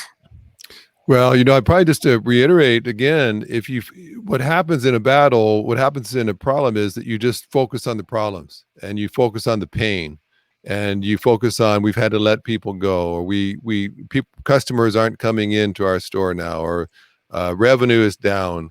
Um, but even things like virtual meetings. I've talked to several CEOs, and they said that in the past they would have a board meeting and they'd all sit around the board table. But then their affiliates that were in other countries, they would have them on a screen and they would just be virtual. And but now that in the pandemic, everyone was virtual, not just the out of town people. And they discovered that they had a much richer dialogue. And the people that were out of town said, for the first time, we feel like equals and we can speak up because we're not sitting at the physical table. And they said, we're actually having better discussions, better meetings, because now internationally, everyone's on an equal playing field. There's a CEO, he leads about a $50 billion company. And he's a Christian, but a lot of his staff are not. And he had a man who was an atheist that is one of his vice presidents, and a very militant atheist. And they were getting ready to have to lay off, at least temporary lay off, over 10,000 employees. And so as they're about to go into that discussion, his atheist vice president turns to his boss and says, "Don't you think you should pray or something?" And my boss and this man said, "This is an atheist. He mocks people that pray." But coronavirus has so shaken his world that he's actually asking for prayer. And he said, I couldn't Wow. believe my ears. He said, this atheist would do that. He said, if you just keep your eyes open, there's some wonderful things happening during this coronavirus. And if you keep pursuing the possibilities, you won't be stuck. You'll see God doing things. You'll focus on starting new things instead of worrying about closing down old things. And so I would I can't emphasize that enough. There are, even with coronavirus now, for instance, things now, if you go eat in a restaurant now, you're concerned about how clean is it? Are are there walls separating me from the table next door? Do they, Yes. does the waiter, waitress, are they wearing a mask? And so if I were running a restaurant, I would say there's a lot of nervous people coming into restaurants right now. So how can I be the very best at making customers feel completely comfortable and relaxed? That the way that we treat them and conduct ourselves just communicates to them, we care about your safety and we've gone the extra mile. If I find a restaurant like that, I'm going to keep going to them because the airline that I use when I fly, all the time. They're the only one major airline right now that still keeps empty seats between passengers. All the other ones, they just need the money. They're piling everybody in. So I'm going to think, and so they're willing to lose money at this point to be able to keep people safe. So if I've got to fly somewhere, you know which airline I'm going to take, the one that keeps me safe. So if you want, I know that it's going to cost in the short term, but what that communicates to your customers is, hey, they really care about me. They're willing to even lose money to make sure I stay safe. So there's ways right now for you to get a reputation as being customer friendly, customer service, that even when the pandemic is gone, you'll have this reputation that in a crisis you cared about them. And so seize the opportunity right now to gain ground and gain reputation and brand, so that in the years to come, people will go to you first. And the word there is care. I'm Yeah. always go back to the simple term of caring and loving. Um, I know it is 8 o'clock in my watch, but there is one last follow up question. So, to our viewers, we will understand if you need to cook and eat for late dinner or whatnot. But let's honor one last question that came in. For Boris or Dr. Blackaby by Noel Salvacion. I know Brother Noel gives talks on spiritual leadership as well. In times of crisis, companies die, bankruptcies are filed, management go complacent. How do we avoid the possibility of hubris or pyrrhic victory in breakthrough leadership? Example, when adaptation to change is costly. All right. So it's a lengthy question, but really for me, it's really coming from the ability to adapt to change. Mhm. Thank you, Brother Noel. One of you or both of you can give a few nugget of wisdom. Well, when I would say a Pyrrhic victory obviously means you may have technically won the battle, but a lot of people suffered in the process. And I would just say this is a time to demonstrate caring. For instance, I've talked to a lot of CEOs. If you've got to lay off some employees, don't just put out an email. Do it do things as personally as you can. Do it yourself. Don't have your vice president make the announcement. Do what you can to help people get other jobs, or do as quickly as you can, bring them back. Companies have to protect their assets. You can't go broke trying to take care of your people and then go bankrupt because you gave what you didn't have. But you can demonstrate caring. You can demonstrate humility. Don't take the easy road. I've had a lot of CEOs tell me they've begun. If you can't be in person, put out little videos to all your employees. Just hold your cell phone up and record a greeting, just a prayer, a word of concern, something that keeps you in touch with your employees. To say, it breaks my heart that you can't work right now with us, or we don't have the money to pay you, but we care about you. We want the best for you. Because there's a way to save the company, but lose all your employees and devastate their lives. And so you need to navigate a crisis in a way where you don't get to the other side and have all your employees hating you because of the way you treated them.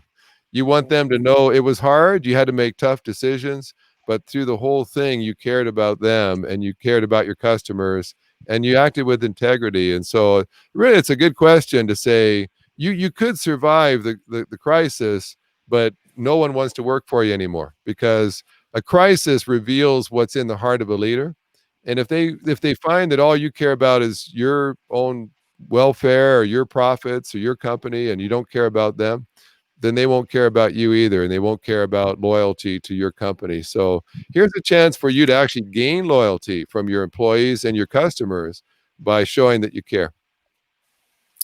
And Dr. Blackaby, I could visualize Brother Noel Salvacion, again, another spiritual leader, smiling at this point with your answer.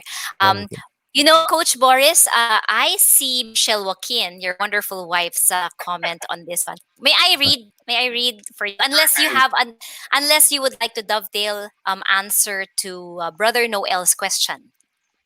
Unless Michelle is angry at me and then she's making a comment to get this done so I could do something else at home. Don't read it.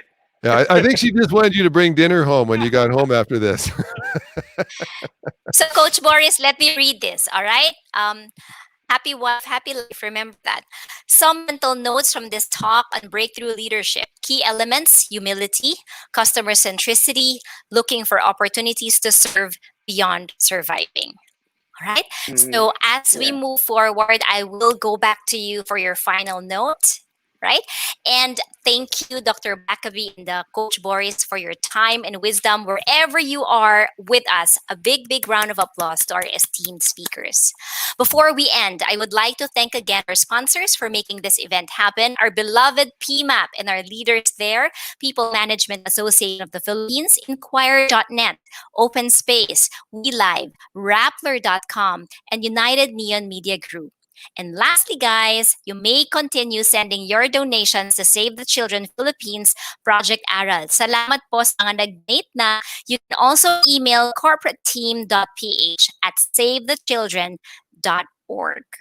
As I look back at the nuggets of wisdom from this conversation, my biggest aha moment for me is to focus on the kind of leadership that begins at home, right in the comforts of our home. And if I do it right as a person, as a wife, as a husband, as a mom, as a dad to our kids, then I can become a breakthrough leader in the workplace.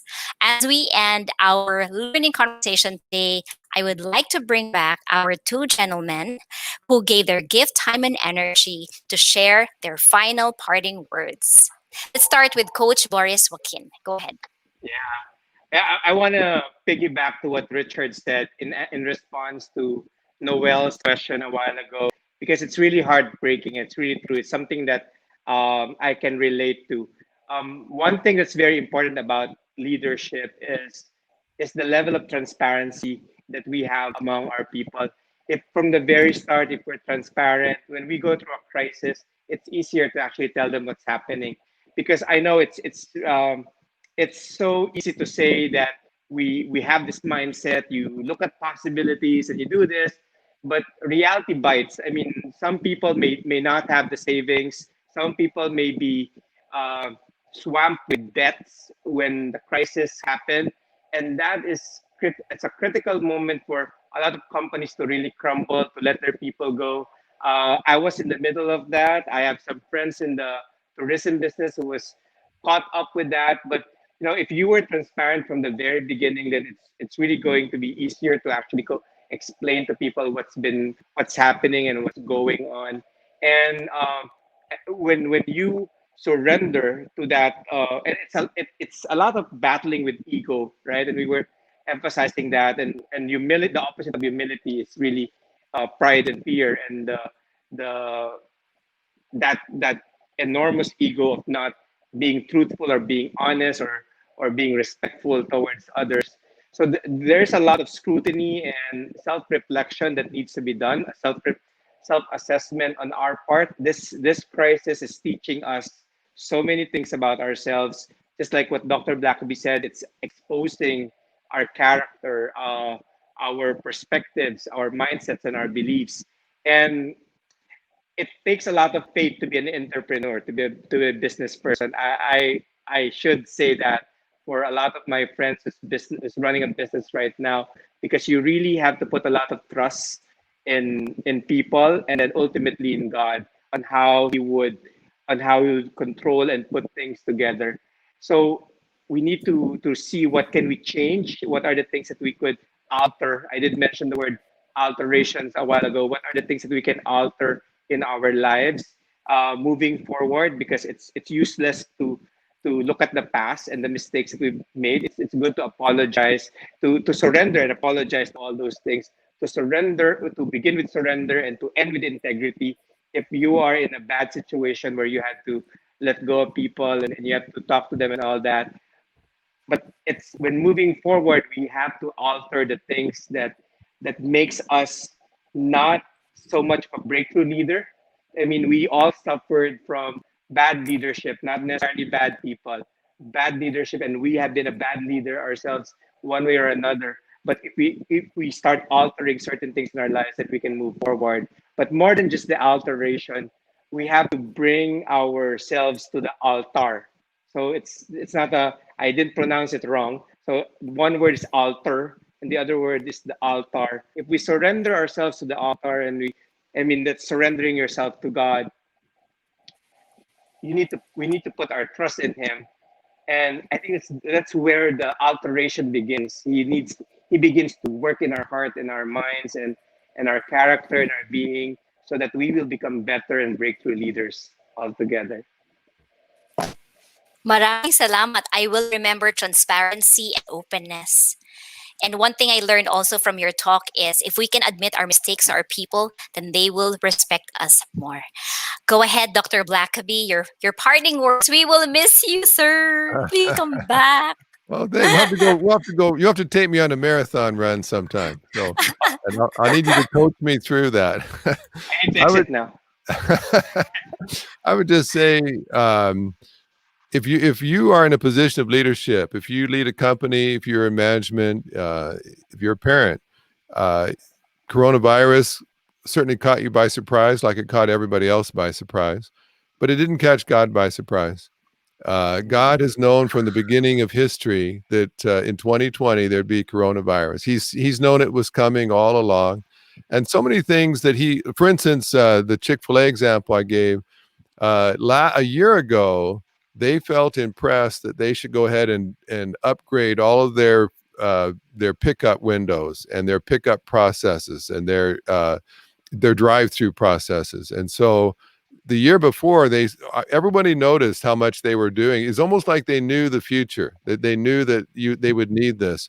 And so sure enough, they put lots of money into their drive-through processes. And then the next year, that's exactly what they needed. And those are Christians. In fact, I even did a devotional for their national team just about 2 weeks ago. They started off all their top executives with a devotional and a prayer time. And they're trying to seek God, even though they're a secular company. And so I would just say, God has always known that in 2020, this was going to happen. And yet God put you in the leadership role that you are in right now. Whatever you're leading right now, God knew what you'd face in 2020, and he put you in that role anyway. He trusted you with coronavirus. So you may feel overwhelmed. You might say, I don't know what to do. But God trusted you to be a leader at this time.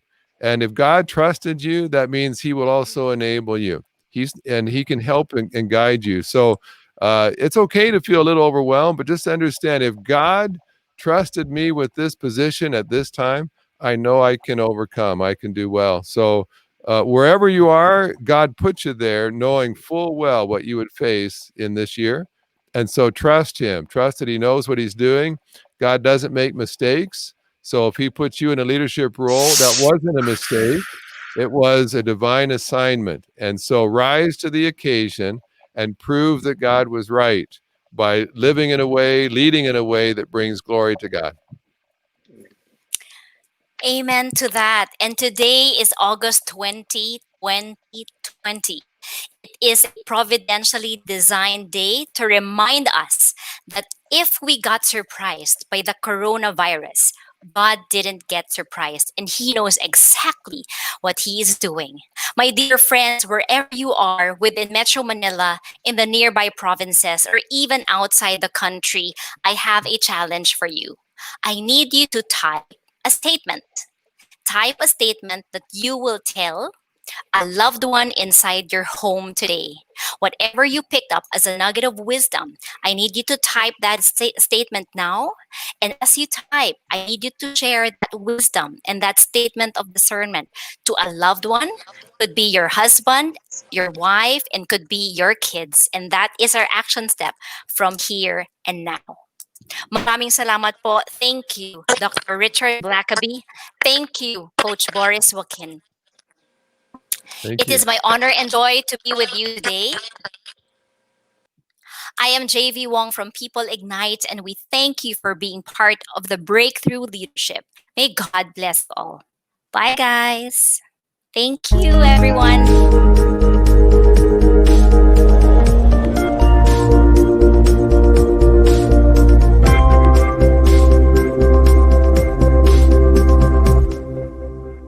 Getting your message across in this highly digitized world is a challenge. You need numerous platforms and highly skilled workers to produce engaging and professional online events. This is why we live. We come alongside you and manage your back-end online event needs, so you can focus on what really matters. Your content. We're ready to amplify and get your message across.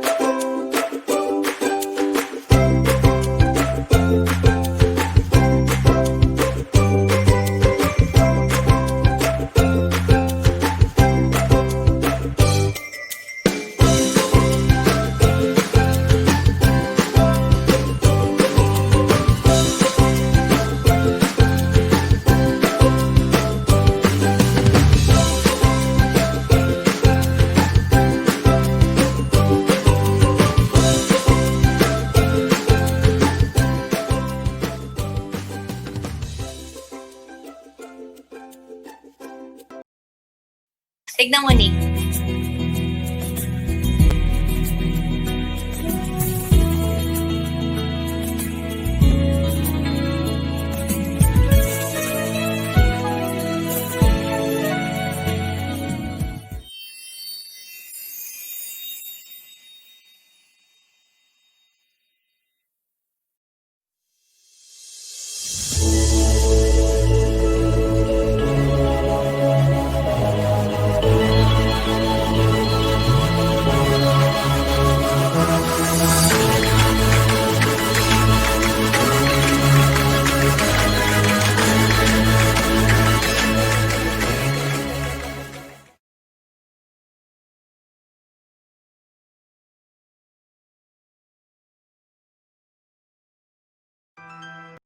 Hey, it's me, Guyito. Want to become a writer, artist, or photographer when you grow up? Test your creative skills with us. We're looking for kids aged 7 to 12 years old with unpublished work like articles, short stories, poems, essays, artworks, videos, and others. Join our award-winning team and be a part of our Kinderpop contributors and get your awesome work published for the entire world to see. Send in your work to pop@inquirer.net or visit facebook.com/inkpop to know more. Now let's show them how kids get it done.